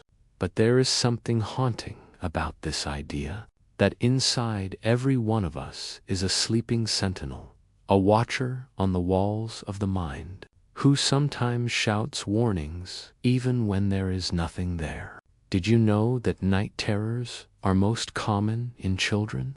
4, 5, 6 years old. They scream in the night, eyes wide, their parents terrified, and yet the children do not remember in the morning. For them, it is as if nothing happened, but for those who watched, it was as if they had glimpsed another world, a world where fear itself has a body and a voice. Adults can experience them too, though more rarely, and when they do, it is often linked to stress, trauma, or exhaustion. The body pushed to its limits, the brain unable to hold the balance of sleep, and so the terror leaks through, sometimes with screams, sometimes with sudden movements, sometimes with words that make no sense at all. Whispers of the subconscious clawing their way into the waking world. Picture this: a man falls asleep after a long day of work. The house is quiet, his family asleep. Hours later, a piercing scream shatters the night. He thrashes in bed, eyes open but unseeing. He shouts of shadows at the window, of something watching him, of something coming closer. His wife shakes him, calls his name, but he cannot hear, for he is not in this world. He is trapped in a liminal state. And then, as suddenly as it began, it ends. His body collapses, his breathing slows. He lies still once more, and in the morning, he remembers nothing, but the memory of those who watched remains forever. What makes night terrors so unsettling is not just the fear itself, but the silence that follows, the absence of memory, the gap where a dream should be. It feels less like a story the mind has told, and more like a haunting, a ghost rising from within, unseen but deeply felt. Ancient cultures often saw night terrors as visitations, spirits pressing upon the sleeper, demons crouching on the chest. The night hag of folklore, the incubus, the dark visitor that suffocates and terrifies. Though science now explains them differently, the image remains powerful. For to wake in the night to the sound of a scream, to see someone you love caught in invisible terror, is to glimpse something primal and inexplicable, something that feels older than science itself. And yet there may be purpose hidden in the terror. Some researchers suggest that night terrors are echoes of an evolutionary alarm. Imagine our ancestors sleeping in caves, surrounded by predators. The body needed a system that could trigger sudden fear, a system that could wake the tribe in an instant if danger lurked nearby. Night terrors may be the fossil of that system, a leftover survival mechanism, one that sometimes fires even when there is no danger, a relic of the ancient watchtower of the brain. But what do night terrors say about us? They remind us that sleep is not only rest, it is also risk, for in surrendering to the night, we hand over control, we fall into vulnerability, and the brain, never fully at ease, keeps its alarms ready, sometimes too ready, sometimes sounding in error, yet always reminding us that safety is never absolute. Even in dreams, pause for a moment. Consider the strange poetry of it. Night terrors are fear without memory, a story untold, a message without words. They are the pure shape of dread, unfiltered by narrative, uncloaked by imagery. They are the scream of the subconscious, raw and unexplainable. They leave us unsettled because they cannot be explained away. They leave us wondering if the night knows something we do not. So the next time you hear of a night terror, do not dismiss it as mere noise.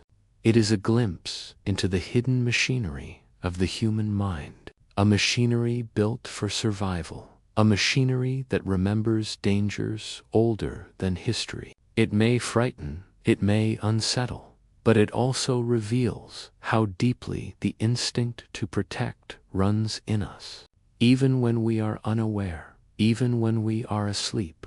And as you drift tonight, if you feel the stillness deepen, if you hear the silence grow heavy, know that somewhere in the dark, the ancient sentinel of the mind still keeps watch, sometimes too loudly, sometimes too violently, but always with the same purpose: to protect, to preserve, to remind you that the night is both sanctuary and shadow, and within it lives the oldest fear of all.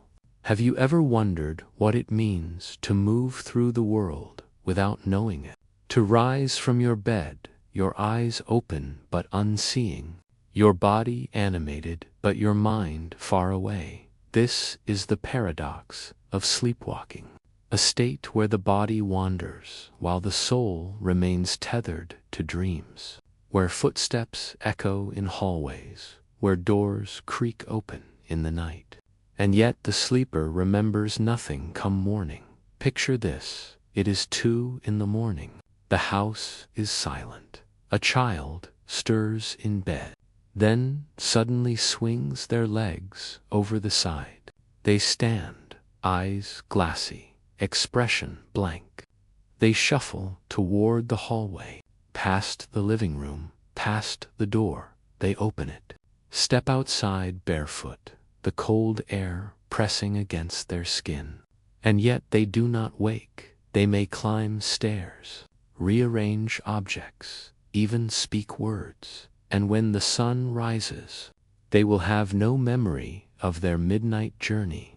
Science calls it somnambulism, and it occurs most often in deep, non-REM sleep, that slow wave stage when the body is heavy, the brain distant, but something goes wrong. Instead of remaining paralyzed, as most of us do in slumber, the body becomes unchained. The motor circuits light up, the legs obey commands the conscious mind never gave. It is as if 2 worlds overlap, one of silence and one of action, the dreamer half within themselves, half without. Why does it happen? Some researchers suggest that in children, the brain is still learning to regulate the delicate boundary between wake and sleep, that it misfires, allowing the body to slip free. In adults, it can be linked to stress, exhaustion, or genetic factors. In rare cases, even medication or neurological disorders. But the mystery remains: why the body acts with such eerie purpose while the mind remains cloaked in darkness. Did you know that sleepwalkers sometimes perform astonishingly complex behaviors? There are stories of people cooking meals, driving cars, even leaving their homes and traveling blocks away, all without waking. And though it seems unbelievable, science has confirmed it through observation. The sleepwalking brain is both asleep and awake, parts of it deeply unconscious, but motor regions firing as though daylight has arrived. It is a patchwork state, a quilt of consciousness stitched unevenly. Yet there is something profoundly unsettling about sleepwalking. It is not only the strangeness of the action, it is the emptiness in the face. The eyes open but vacant, the voice flat and detached. It is the uncanny feeling of seeing a loved one animated like a marionette, present but not truly there. Some cultures once believed that the soul had slipped from the body during these wanderings, that what moved before you was only a shell, an echo, and in a way, this explanation holds a kind of truth. For the conscious self is absent. The person you know is elsewhere. What remains is only the vessel, moving without direction. But sometimes, sleepwalking takes a darker turn. There are recorded cases of injuries, people falling downstairs, wandering into traffic, even opening windows and stepping through. The danger is real, and yet the sleepwalker remains unaware. Their brain protecting them from memory, shielding them from terror, leaving only those who witness it shaken. The sound of footsteps at midnight, the creak of a door opening slowly, the sight of a figure in the dark who is both familiar and strange. One of the most chilling mysteries lies in sleepwalking violence, though extremely rare. There are documented cases of crimes committed during somnambulism, acts performed without conscious intent. Courts have even wrestled with the question: can someone be held responsible for what they do while their mind is asleep?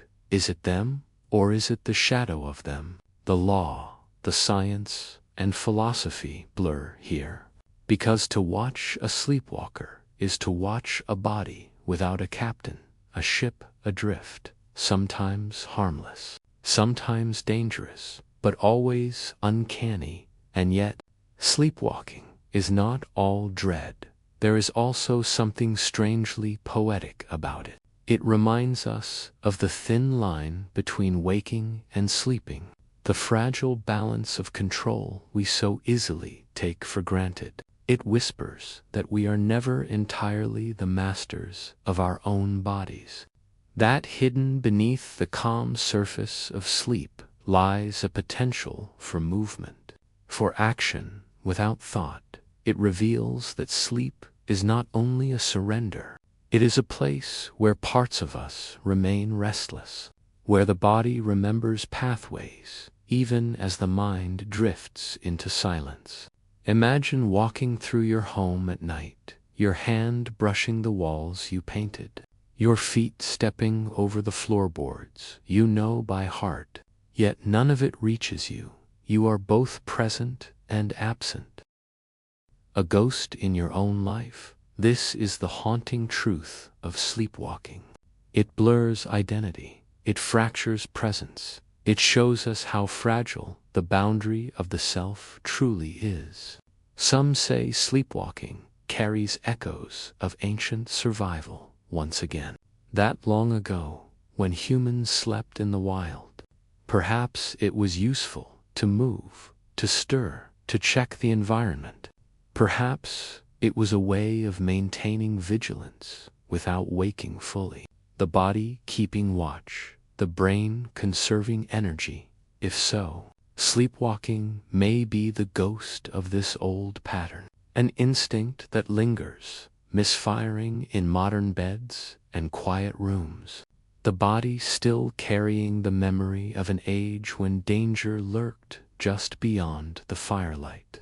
And so, as you drift tonight, if you hear the soft creak of floorboards, if you see the shadow of someone moving in the hallway, know that they are not awake. They are caught in a half-world, a liminal space between slumber and action. Do not fear them, but do not underestimate the strangeness of their journey. For sleepwalking is a reminder that within us all lies a mystery, a capacity to move without meaning, to act without awareness, to be both alive and absent at once. And if you yourself have ever sleepwalked, perhaps as a child, perhaps as an adult, remember this. It does not mean something is broken. It means that your body and mind have briefly fallen out of sync, that the symphony of sleep has played a discordant note, but still the music continues. Still, the night carries you. Still, the brain, in all its mystery, protects and restores you, even in its strangest expressions, as you let go tonight. As your breath slows and your body softens, trust that you will remain where you are, that the floor will not call for your feet, that the door will not summon your hand, and yet, let a part of you marvel at the possibility, the knowledge that humans can rise and wander without knowing, that the night can animate us in ways we do not command. It is eerie, it is unsettling, but it is also strangely beautiful, a reminder that the night holds mysteries that even science has yet to fully grasp. So, close your eyes, and if the thought lingers, let it fade gently into the background, like a shadow moving down the hall, distant, silent, harmless, while you drift deeper, while you surrender fully, while your body lies still, safe, calm, and quiet. Within the sanctuary of your sleep, have you ever wondered why dreams have always felt more than just random fragments? Why even today, in the most rational of times, people wake from a dream and whisper to themselves, "It felt like a warning." This is not a new thought. From the dawn of civilization, humans have seen dreams as messages, not from themselves, but from something larger, something beyond, a god, a spirit, the future itself reaching back through time. Picture a night, thousands of years ago, a fire flickering in the center of a camp, shadows dancing against the walls of a cave. A chieftain stirs in his sleep. He dreams of storms, of floods, of great beasts rising from the horizon. And when he wakes, he tells his tribe. They listen, wide-eyed, because in their world, dreams are not illusions. They are instructions. They are warnings. They are the language of the unseen across the ancient world. Dreams held sacred power. In Mesopotamia, the first great civilizations carved records of dreams into clay tablets. They believed that some dreams were true visions, that gods whispered through the veil of night. The Epic of Gilgamesh itself speaks of dream visions that guided heroes. In Egypt, priests of temples kept dream books, lists of symbols and their meanings. To dream of a river meant one thing, to dream of fire another. People would even sleep in temples, hoping the gods would visit them with a message while they lay in sacred stillness. The Greeks carried this torch even further. Aristotle himself wrote about dreams. Plato believed they revealed hidden truths, and most powerfully, there were the dream temples of where the sick would come, lying on stone beds, waiting for healing visions. They believed that the god of medicine spoke to them in dreams, offering cures and directions. And in Rome, generals would not march without first consulting dream interpreters. The fate of armies, the rise and fall of empires, all turned on the shadowy language of the night. And it was not only the West. In China, dreams were seen as journeys of the soul. The Taoists taught that the dream world was as real as the waking one, that to dream of a place was to actually visit it, and that death itself was only the longest dream in India. The Upanishads described dreams as a window into deeper consciousness, a link between the self and the eternal. And in many indigenous traditions around the world, dreams remain powerful, seen as spirit journeys, messages from ancestors, a guiding force for choices and rituals. But perhaps the most chilling and suspenseful belief has always been this, that some dreams tell the future, that time itself bends while we sleep. History is full of eerie stories. Abraham Lincoln is said to have dreamed of his own assassination. Many Titanic passengers reported dreams of sinking ships before boarding. Ordinary people have written in journals of disasters, deaths, or triumphs, only to find them eerily mirrored in reality. Coincidence, perhaps, but the pattern is too strong for many to dismiss. And so the question lingers, does the sleeping mind sometimes pierce the veil of tomorrow? Science, of course, offers cautious explanations.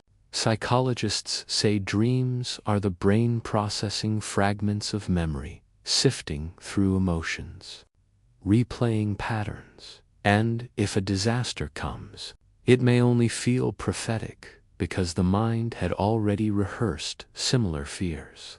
Statisticians remind us that with billions of dreams each night, some are bound to match reality by chance. But still, the mystery remains, because not all dreams are ordinary. Some feel heavy, charged, different, as though the dream itself carries weight, a presence, a warning that clings even in daylight. Did you know that scientists have even studied precognitive dreams? Entire labs devoted to testing whether the subconscious can sense future events, while results are debated. Some findings are haunting in controlled settings. Participants occasionally dream of images or symbols shown to them only after they woke, a puzzle piece appearing before the puzzle was revealed. Not proof, not certainty, but enough to stir wonder. Enough to suggest that time within the dreaming mind may not flow as cleanly as time outside. Imagine lying in bed, your breath slow, your body still, and your mind, instead of locking into the past day, instead of weaving only memory, reaches outward, forward, touching the possibilities of what has not yet happened. Perhaps not all dreams are prophecies, but maybe some are. Maybe the brain, in its vast web of connections, can pick up faint signals of coming storms, whispers of events before they arrive, like the way animals sense earthquakes before humans, like the way the air grows still before lightning. Perhaps dreams are the human way of sensing the tremors of time.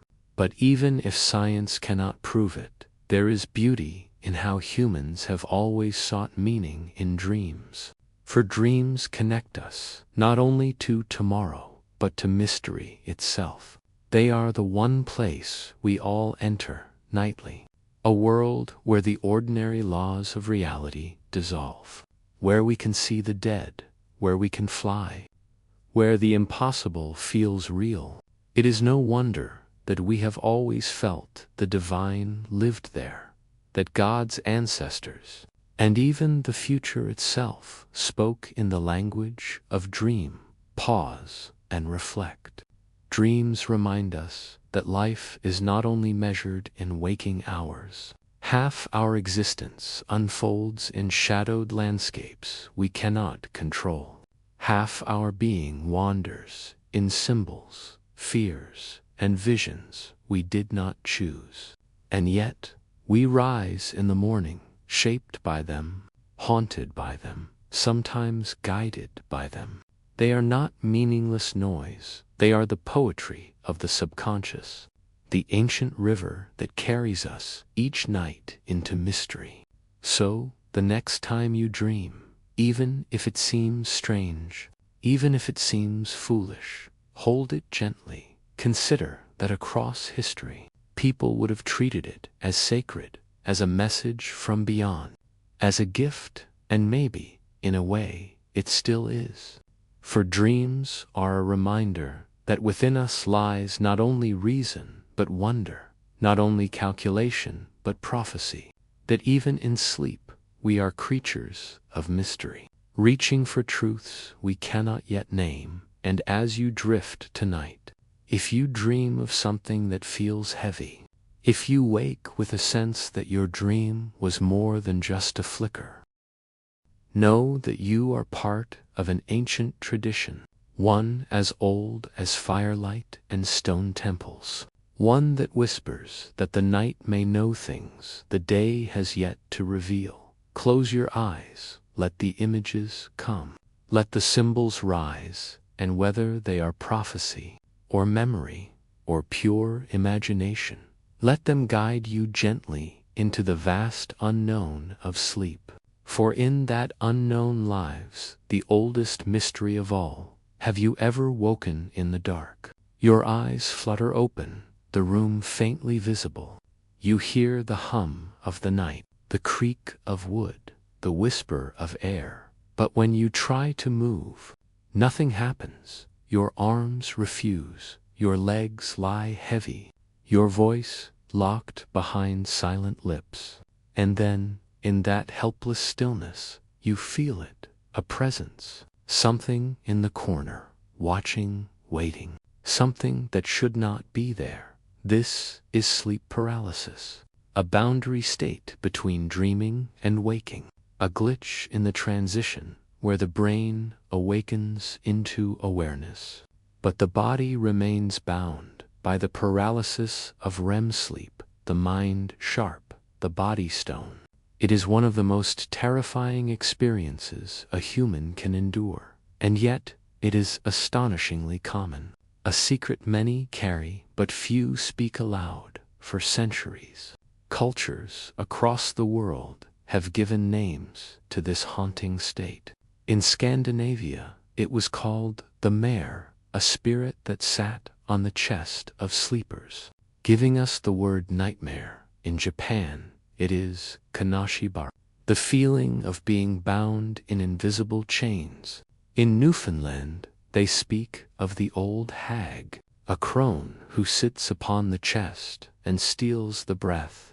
And in West Africa, the experience is sometimes described as witchcraft, a spirit pressing down upon the body. Different names, different myths, yet all describing the same chilling phenomenon. But why is it so terrifying? Science tells us that when REM sleep occurs, the brain paralyzes the body, a protective mechanism, so that we do not act out our dreams normally. This paralysis ends before we awaken. But sometimes the brain stirs too soon. Awareness returns while the body remains locked for a few seconds or a few minutes. The sleeper is trapped in a prison of their own skin. And yet the terror comes not only from paralysis, it comes from what the mind sees, because sleep paralysis is often accompanied by hallucinations. Dark shapes at the edge of sight, figures leaning close, shadows standing by the bed, a weight on the chest, a sense of suffocation, the primal fear that something is there, though no one else can see it. Why do these visions appear? Scientists believe they are the remnants of dreams, fragments of REM imagery leaking into waking awareness. But notice how often they take the same form: a shadowy figure, a watcher, a pressure, as though the human brain has one collective nightmare passed across centuries and cultures. Always the same story, always the same terror. Did you know that researchers call these hallucinations intruder experiences? And in lab studies, they find patterns. People report footsteps in the room, a presence behind them, sometimes voices whispering, other times hands pressing, almost universally. The feeling is not neutral. It is threatening. It is malevolent. The question is, why? Why does the brain invent darkness so consistent? Why not dreams of beauty? Why not visions of comfort? Perhaps the answer lies in survival itself. For to wake paralyzed, vulnerable, unable to move, the brain's instinct is to imagine danger. Better to see a threat than to ignore it, even if the threat is not real. But then, perhaps it is more than imagination. Some who experience sleep paralysis feel it is something beyond biology.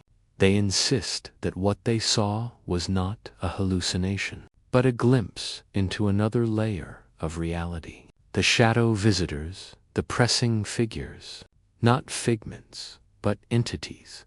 Stories of alien abductions often mirror sleep paralysis. The inability to move, the presence in the room, the sensation of being touched. Could it be that all these myths, these legends, these encounters are rooted in this single, uncanny state of the human brain? Or could it be that sleep paralysis opens a door science has yet to explain? Picture this: you wake, unable to move, and in the corner of your vision, a shadow figure leans closer. You cannot turn your head. You cannot shout. The figure looms, featureless, yet certain, its weight heavy on your chest. Your lungs fight for breath. Time stretches. Seconds become eternity. And then, as suddenly as it began, it ends. You jolt awake, able to move, the room empty, the terror lingering. If you have ever felt this, you are not alone. It is estimated that nearly 1 in 5 people will experience sleep paralysis at some point in their lives. For some, only once. For others, it recurs, a hidden rhythm of fear threaded through the night. And though science explains it as a harmless glitch, the fear it inspires is not harmless. It lingers, it scars. It makes people dread the night itself, afraid to sleep, afraid to wake, caught in the haunting possibility that it may happen again. But here is something to hold, though terrifying. Sleep paralysis itself is not dangerous. The body is still breathing, the heart still beating. The paralysis only temporary, a lock that always unlocks. The shadows, the intruders, the pressing weight, they are illusions, powerful, convincing, but born within the brain. Yet even knowing this, even armed with science, the experience feels otherworldly, and perhaps that is the truth of it, that within us lives the oldest fear of all, the fear of being awake but powerless, the fear of being seen but unable to flee. Pause with me for a moment and reflect on the strange poetry of it. Sleep paralysis is the perfect mirror of human vulnerability. It strips us of movement, it binds us in silence, and then it fills the silence with shadows. It is as though the night itself leans close to remind us that control is always an illusion, that safety is never absolute, that even within our own beds the unknown can find us. And yet, there is also wonder, for sleep paralysis is a doorway to lucid dreaming. Some who endure it learn not to fear it, but to use it, to step through the paralysis into dream worlds of their choosing, to take flight, to conjure visions, to turn the terror into creation. Perhaps this is the paradox, that the same state which brings shadows and fear can also bring freedom and imagination. It is both a curse and a gift, a haunting and a portal. So tonight, as you listen, if the thought of paralysis lingers, do not carry fear, carry curiosity. Know that if it ever comes, it will pass. Know that the shadows are only echoes, reflections of the mind's own power.